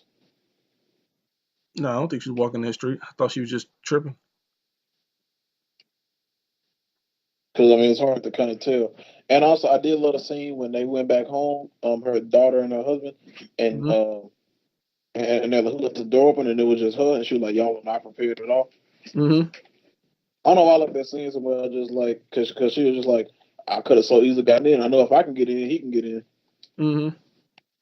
I don't know. I just like it. Just showed like her paranoia, but it's also like because nobody believed her, and I don't know. It just But I just that's really that's the thing. Her paranoia prepared her for that moment, but it was unfounded. Michael wasn't coming for her. That's what's so crazy about the movie is like Michael had to be taken to her in order for that confrontation to happen. I think that part of the theme as well. I mean, there's a moment in the movie where where she shoots Michael, and Michael just keeps moving and leaves her alone. And he's like, "I'm not just for you. I'm just killing because I got to kill. Like I'm just doing what I do. I'm not here to kill you specifically just because I saw you 40 years ago, and you've let this moment define you all your life as if we are somehow linked because of this, but I don't recognize you. You're just a person who I didn't kill, like many other people I haven't killed in this movie, right? She's just another so person. who want to kill then? Huh? So who want to kill then? The granddaughter? No, he just wanted to kill randomly. He's just like a being for disruption. Like there's no rhyme or reason why he does anything. Why doesn't he kill the kids that bump into him before he goes into the house? Why does he kill the lady and not her baby? No, You know? no. I think there's reason to that. I think he wants to kill like grown women who kind of remind him of like Lori almost. But he doesn't. He kills that young boy who's in the car. He kills that boy's dad. He kills those Well, cops. he killed. Well, no, he killed people who gets in his way. He only killed them because he needs to get his mask back. No, no, no. Right? Everybody. I mean the people who drove up to the bus. He didn't have to kill that boy. Because they were there, and they're like, "Well, I'm gonna like." I think what you're saying is true, but I think he does have motive, and that is to like get her. I think she was the only one he couldn't get, so he was like, "I do want you."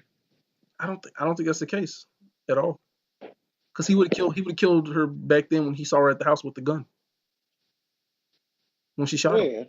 She shot him. Remember after he killed Vicky at the black boy's house? The cop and Lori got there at the same time. And she Yeah, he shot him. tried to. No, he didn't. While he got past her and she shot him with that revolver and he got away. Yeah, because the other cop was coming. You can't take two guns. I mean, he could have just snapped the neck. He ain't dumb. I mean, it's not like he can't fight her. Like I said, it wouldn't have been much to And kill her. and he did in the house. He fought her. He fought her because he was there. You know, I don't I think don't he know. was after Lori. I don't think he's just some hapless guy just killing the kid. I think there's a reason.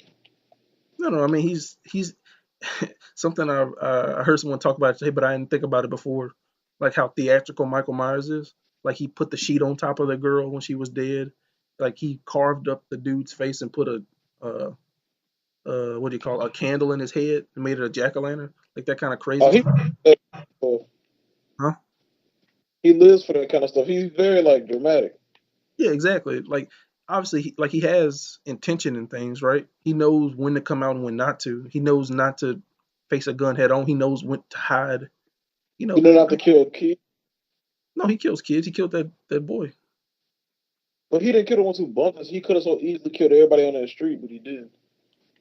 I mean, probably because he knew like he didn't want them problems of like hordes of people running away and seeing him. That's why he went into the house and killed those Oh, people. oh, it's because he has motif. I don't think he has motive. I just think he's smart and he likes to do like there's no reason he had to hide in the closet. He just likes the entrance. Like he's like I just want to be like I want to scare somebody. You know? Like that's all he wanted to do. Huh. He ain't. Wait, and he's not invincible. He can still die from a gunshot. No, no, I'm not saying he can't. I'm just saying he's not, He, huh? I said that's why he hit. He ain't dumb. You know, I can get shot if I just run out and I No, can when die. he was in the house with the babysitter and the black boy, nobody had a gun. He could have easily I thought walked you in talking and about just sliced her Lamar. throat. I thought you talking about Lamar.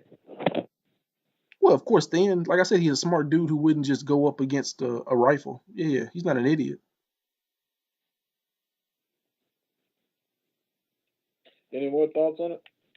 Uh, yeah, I have thoughts on the podcasters and the doctor and a whole bunch of stuff. Well, say it then. Uh, I think the podcasters and the doctor die. Like I said, I don't think. Let me see what I'm trying to say. I don't think like the podcasters. I don't think he was going after them to kill them. I think he was at the gravesite visiting his mom. He saw them there. He's like, "Oh yeah, they got my face." He killed them and took his mask back. Like I don't think he's a dude who likes a certain aesthetic, and he killed them and kept it moving. Like if they had left the mask somewhere and left him with a jumpsuit, he probably wouldn't have killed anybody at that gas station. I don't think. Um, but also for me at least, those podcasters and that doctor represent the opposite of what Lori and her family is. If Lori and her family represent the trauma that they felt 40 years ago and the impacts of that and how it impacts the way they were raised and perceive danger in the world, they're the opposite. Like the doctor is a person who wants to experience what that kind of danger and what that kind of thrill feels like, who wants to understand Michael Myers. And the podcasters themselves want to exploit Michael Myers for their listeners so they can make money, right? They're not like they don't believe in the evil that's there. They either want to get to the bottom of it or use it in some kind of gain in their own way.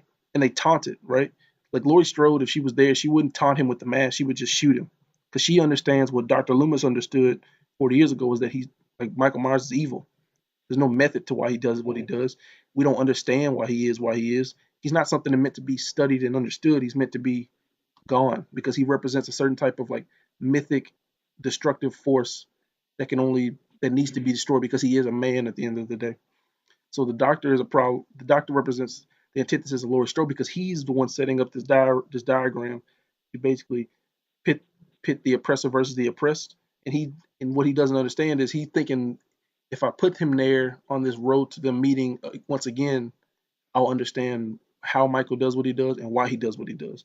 And that's naive because he really doesn't understand Michael. Versus the podcasters who are like, I'm going to taunt Michael Myers because at the end of the day, he's just a man. But what they don't understand is, yes, he's flesh and blood like anybody else. And Laurie understands that too. But what Laurie understands and what they don't is that his methodology is not human. He is not, he's outside, his psychosis is outside humanity, any kind of human trait. And what she knows is I can't reason with him. I can't give him a chance. I shut him down. Versus them being like, Michael, just say some words to us. And that's what anybody who like the doctor did. He wants to hear Michael speak. All that represents like the difference between those who truly feel the repression of like this overarching feeling of trauma and like this constant threat of annihilation from this force versus people who don't feel that and have never felt it and never will. I think those podcasters and the doctor represents like you or me, like a person who hasn't felt like the real world aspects of what this means. Like I listen to true crime podcasts because I find that interesting, but at the same time, that's me being those podcasters, like these people who are like on the outside of it, looking at it and being like, "Wow, that's interesting. These crazy people doing these crazy things." But if I was a victim of it, Wait, wait, how wait. okay would I be listening to those podcasts or being okay with You them said talking you about said me? hold on. Yeah, I'm listening. You You said we don't represent what? I said you and me represent the doctor and the podcasters, essentially. No, we don't. Not in terms of what they're doing, but in terms of our distance from this force of this, or even not even that. Let's say men What represent. like you don't know what I'm like. You don't know what I identify with. So it's like I'm not saying you specifically. I'm just saying you as what you represent. What I'm saying is this. no, Let's, I'm saying that's all wrong right, though. let's not say it's people then. Let's say men represent the doctor and those people, and the Strode women represent, say, femininity. And if Michael Myers is this oppressive feeling of like the patriarchy on top of them, that's impacted their lives regardless, like impacted their lives through generations. Maybe not directly like Laurie, but in impression and how you're raised throughout that time. And even Laurie Strode and them can represent how Black people feel about the oppressive nature of like the white government, right? And people who don't understand it, who think it's interesting. And Michael Myers is very much that shadow government that we feel like something that's keeping us held down and that we can't really make change in because it's not something that considers us human at all. Something that can't be reasoned with. It's a system. So, like I said, Michael Myers is meant to represent something else, not just man. Um, and also, I think, I mean, this doesn't make sense if you hadn't seen the original movie. If you watch the original Halloween movie and then watch this new one, the city of Haddonfield feels different too. Um, in the first movie, Laurie Strode and her friends are walking home from high school, and the cities are empty and bare, and it feels like a town that's barely filled with anyone but these giant suburban houses. And Michael Myers was part of that was representing like you think you're safe in your house, but then this person can come open your door and come in and slit your throat. It's like you think you're safe in this suburbia where everyone looks like you and talks like you, but something outside of it can come in at any moment and disrupt that harmony at any second. And I think the Haddonfield of 1978 represents very much what Michael is, which is bare, empty, and like essentially nothing but the bare bones of what the story and what the environment needs to have. Like nothing else inside, just you versus this person. Versus the Haddonfield now is like filled with life. There's color. There are people with different points of view. There's parties. There's kids running around. It's very much the inverse of what that was. Versus where Haddonfield in '78 was stoic, quiet, basically the traits you would associate with a very masculine energy. And now in 2018, it's very much what these stroke women represent, which is family, connectiveness, and like shared pain. Like these people, these kids, these families. Like there's warmth here. It's no longer this cold place that's empty. It's a place where life happens. And that's why I think when Michael looks around, it seems like he doesn't really understand what's happening. I think all that goes into this movie. At least for me, it did. But yeah, you have anything else you want to talk about? I literally love the scene where he killed the doctor killed the dude, but he ran over. Then he like, so this is what it. And he came over like, so this is what it feels. And I was like, oh shit, he crazy. Yeah, I thought that too. At first, I was worried. I was like, "Are they really going?" I thought Michael was dead. Then I was like, "Is the doctor finna be the one to fight Lori?" I did too. And I was like, okay, that's kind of whack. But then I was like, okay, I see what they're doing. Yeah, I thought that was whack too. I'm like, I ain't come for this. But that was crazy. He got up and I was like, oh, he like, so this is what it feels like. I was like, oh snap, he crazy. Yeah, that caught me off guard. I was like, I wasn't expecting that at all. Cause dude from the old ones, if I'm if I'm correct, he was trying to end Michael too, right? He was trying to kill Michael. Yeah, and this dude very much wanted to be Michael, so it was kind of different. Yeah, just trying to understand Michael, which is, that's exactly the point Is I was what making. Uh-huh. I didn't see Schultz in this. You think his scene got cut out, or he lied, or what? Huh. I didn't think about that. I was not looking for him. Maybe if I looked next time we'd see him. Probably got cut out. No, I don't. I But he think was an officer, so that's what he said. yeah. Oh, then he definitely got cut out. I'm pretty sure a lot got cut out of this movie. There's stuff I saw in the trailer that isn't in the movie. So Like what? like there's a moment when she's in the trailer where she like runs at Michael with a knife outside the house, like outside in the woods somewhere. And I'm like, that didn't happen. She only fought Michael in the house, and then they burned it, That and then did. they burned it down. Yeah. So I was like, that's not in it. There's a moment when Karen is like blocking Allison away from something outside, and I'm like, Karen was in the basement the whole time. And then there's another moment when Lori runs outside and and Allison, the granddaughter's on the ground. She's like, "Get up, Michael's coming." I'm like, that didn't happen either. But yeah, it's probably just stuff that they just was like, we don't need all this. Just keep him in the house. Right. But yeah, so Schultz's But stuff was probably in some of that. He probably got killed at some point. yeah, Absolutely. no, no, I don't. That moment you talked about when that chick got her head hit and sliced through the neck. You know what I'm saying? yeah, I thought that moment was too much. no, it was great.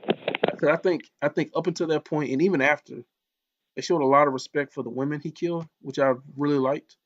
Because when Vicky was getting killed, the babysitter, the black boy, I was like, I like her. I don't want her to die. But the way she died, it's kind of like he stabbed her off camera. She just kind of like and died like that. And I was like, that's good. That's tasteful. I don't need to see him like You ripping her know what? jaw. Huh? I think that's good to do with some people, but some people you gotta see the carnage. And I've never seen a knife go through a neck like that. And I needed to see that to know that nigga wasn't playing around. And it makes perfect sense. I get that you want to be tasteful, but he was killing people and murdering people when they kill people. But This is even all that, like, times. even the I chick, know, but hold on. A lot yeah, of that shit is gruesome though, and you need to see that neck hit. You need to see them teeth. You need to see that dude get his head knocked into that wall. You need to see Jamie Lee's body go limp when he's in the head on that door. You need to see that because that man ain't playing and he crazy, and he ain't gonna be tasteful all the time. I get the ones where it's off camera and it's nice. You don't see it. Okay, that's cool. Show me that neck. That neck, and that neck thing was crazy. I don't mind. I don't mind seeing the gruesome aftermath. I think that's fine. I just think in the moment, I don't know about showing it because with the woman with the hammer, he went off. He goes off camera, and you hear him beat her to death with the hammer, and then he goes through, and you see just like her head wound, like her head bashed in. And I was like, okay, that's the way you do it. Like I don't need to see her getting. I don't know. There's something about the violence against women, which I was like, I'm telling you, like I was thinking, like how they gonna? Because I don't think I need to see Michael like brutalizing women in this movie, and they didn't show it really. They showed like, of course, people You died, tripping? but listen to what I'm saying. It's a damn horror movie at the end of the day. What are you Like, talking about? see, listen to what I'm saying. I don't mind them Yeah, killing. no, I Listen, heard listen to what I'm saying. y'all Listen to what I'm not saying. about Listen to what I'm the saying. damn intricacies and the things this. Hold I on one believe second. this. Hey, No, at the end of hey. Let me say something quick. hold on, no, hold on. This was flashing film, nigga slashed through her neck. We needed to see that scene, and then the head and her hands went limp on that. I heard I'm finna kill her though, right there. Yeah, I just that moment I was like, and it's not even just the stuff through the neck. It's the fact that he grabbed her bun. She screamed. He beat her head on that fucking headboard. Like he smacked the heck out of her. That caught me off guard. The neck thing was bad, but I was like, he like rammed her. You know what I'm talking about? The neck kill. He like goes up behind her. He grabs her the bun on her head, and she's like, ah, and he Oh, yeah. smacks her head on that wooden post, and she's just kind of like her head goes limp. She got fucking racked by that thing, and then he stabs her through the neck and kills her. I thought the It's head thing. real. I thought the head thing was too much. I was watching. I was like, they don't. They didn't, nah, bro. I didn't think they needed that. Like they could have. There's a way there's a way they could have done that without doing that. I You know thought what this is? that was brutal. This is the people who love movies. You love movies so much that you can't just enjoy a good slasher film. You want the intricacies and at a podcast and the doctor like this and the lawyer feeling like this and she do this and it means this and Mike he's the aggressor and she getting her power back. You can't even just sit there and enjoy a night to the neck no more. Oh, You love breaking down movies so much you can't just enjoy it for what it is. I took all that into consideration, all that shit you was talking about. I was like, all right, cool, this nigga crazy. Well, you can't just sit there and tell me that scene wasn't dope when he put a knife through her neck, because that's ultimately what the movie is. It's a knife through the neck movie. Mike Myers, knife through the neck. We know it. We know it. You ain't finna take away the knife through the neck from me. I give you all the other shit. But you ain't finna take the knife from the neck. I'm sick of you. You do this too much these days. I'm trying to tell you about a comedy.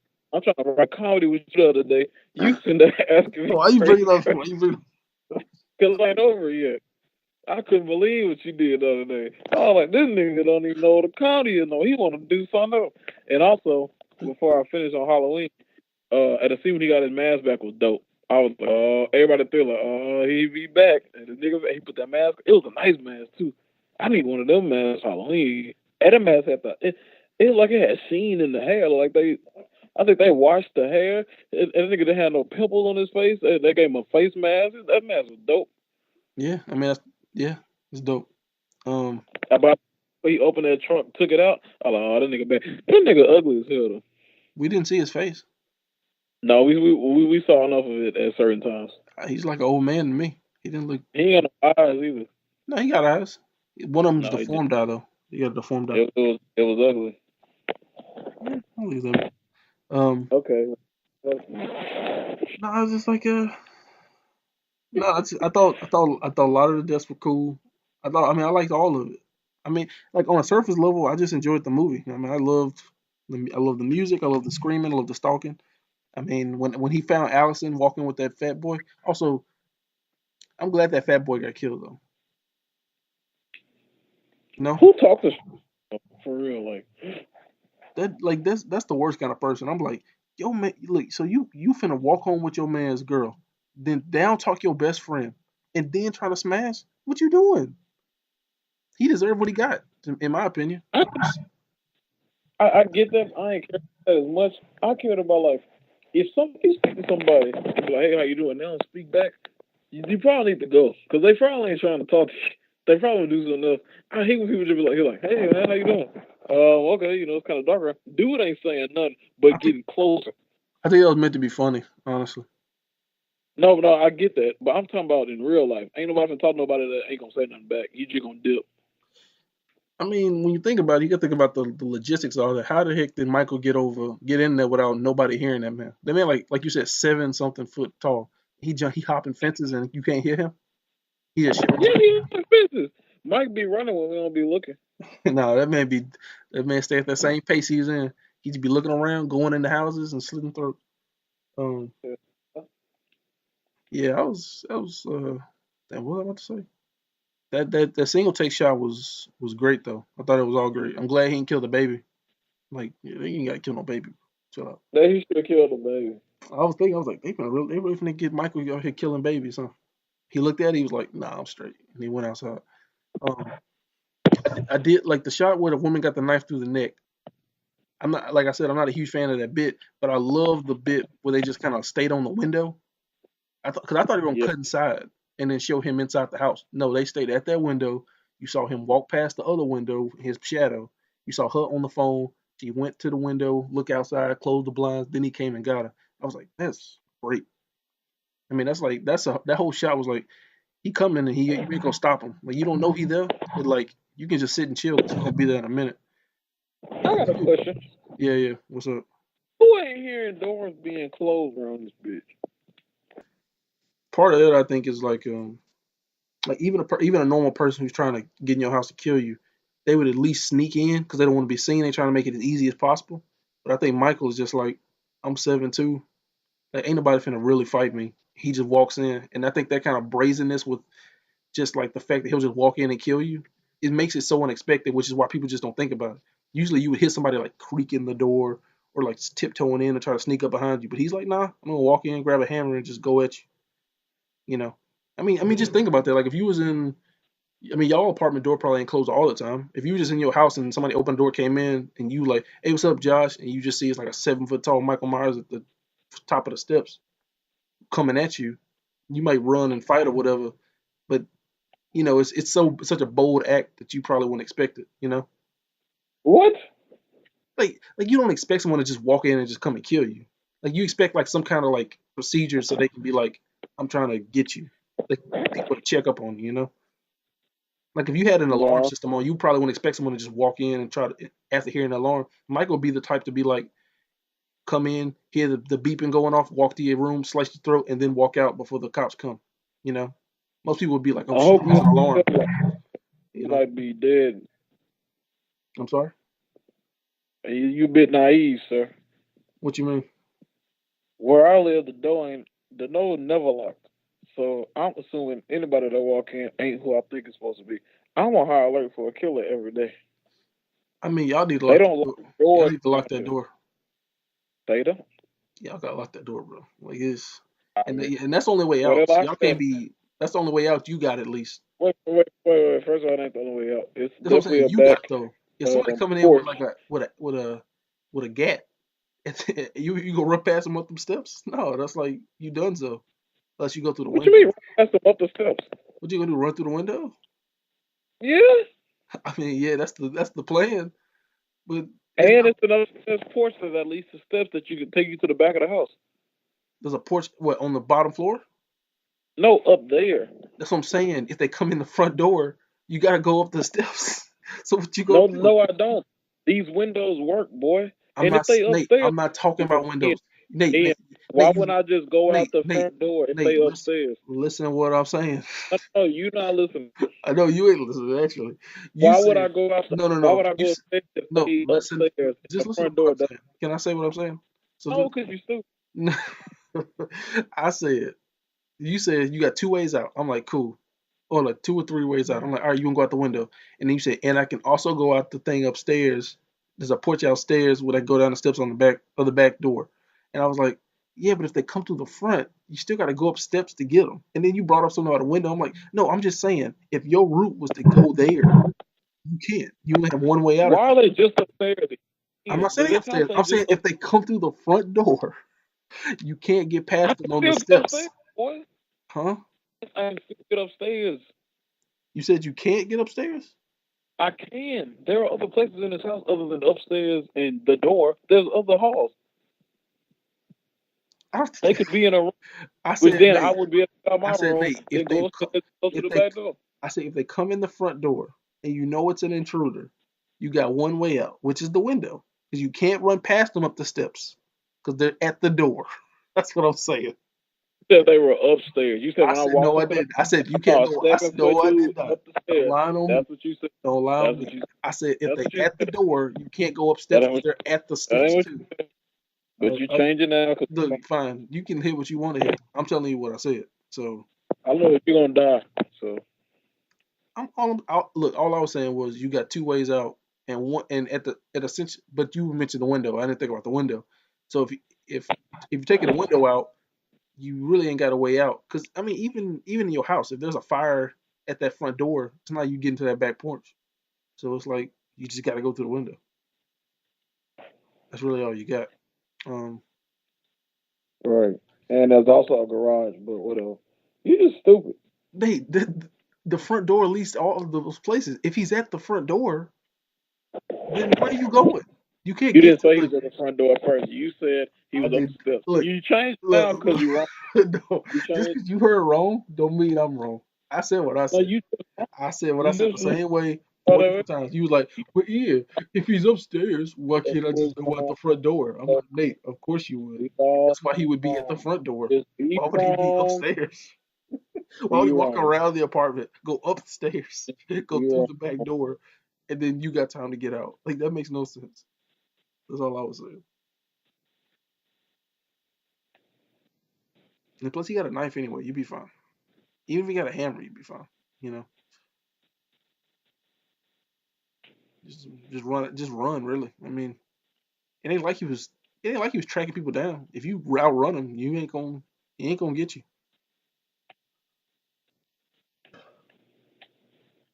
Yep. You still there? I just gonna wait till you're done. I stumped you, huh? Gotcha.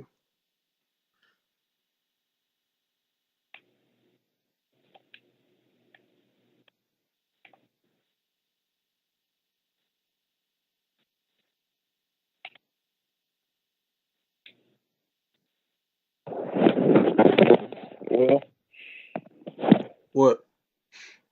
what? You got anything about the movie else? No, that was it. I don't do deep dives like that. I just like it. I liked it too. No, you don't. You can't even take a nice thing. I just thought it was too brutal.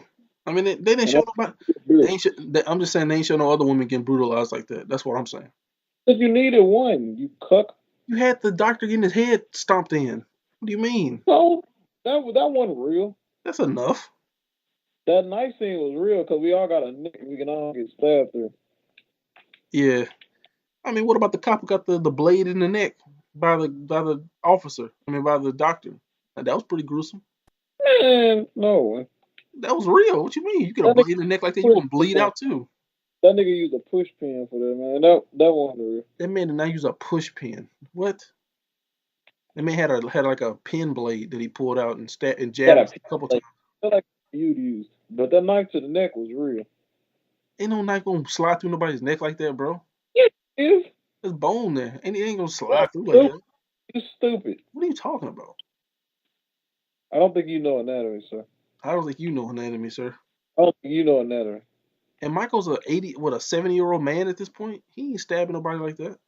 He ain't that strong. Ain't none of that real. What you mean?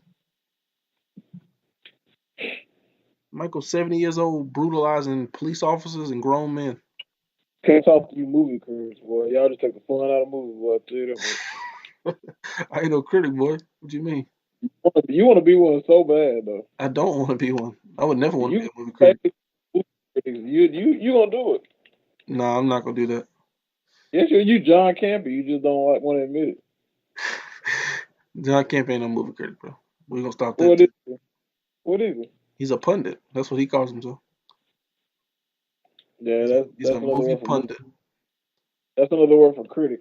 Only movie critics. Movie critics only write in print. So you have to at least write in print. What am I talking about? To be a movie critic, and he doesn't, so he's not. You practicing it, I don't want to be a movie critic. That sounds like the worst job ever. but you I are. don't like talking about You stuff I don't don't. like, Nate. I don't like talking about stuff I don't like. I don't like giving bad reviews. You want to talk about everything. That's why you on Twitter all day. I'm sick of it. I never talk about things I don't like. What do you mean? If I see You a talk movie, about it. if I see a movie I dislike, I would never tweet about it because I don't care about things I don't like. That's why I don't want to be a movie critic because I can't watch stuff I don't want to watch. You watch everything. What are you talking about, No, I don't. I don't. nigga? Shit. I didn't want to You see so. Infinity. I didn't want to see Infinity War. I didn't. I didn't want to see Ant-Man. I didn't. I didn't see any of the last 4 Transformers movies because I didn't want to.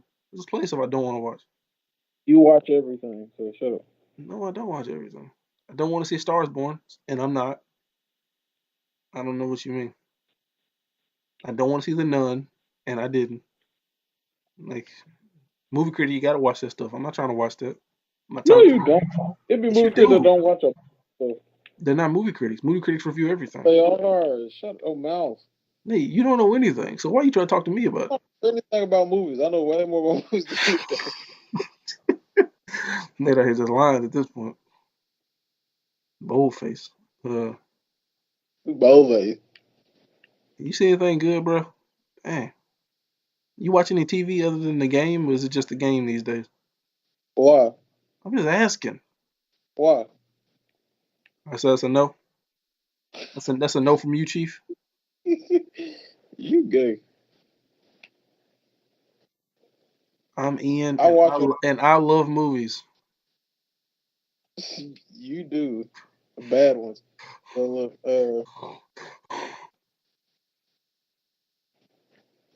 I'm glad they hear you for who you really are. A nut nigga. Nah, bro. 'Cause I didn't know this, but didn't nobody else know this. Nah, I got great taste. What you mean? No, you don't. No, no, no. Um, y'all seen Hereditary yet? Or you just ain't gonna watch that? I'll watch it or something. It's on DVD, all right? Yep. I have to go and buy it. And I don't think you need to do that. Hold up. You can afford that, but you can't afford a hoodie. Come on. I mean, a sweatshirt.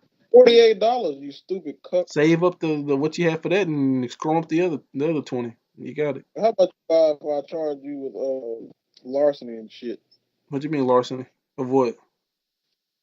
Everything. Stealing them ugly shoes? I don't want them things.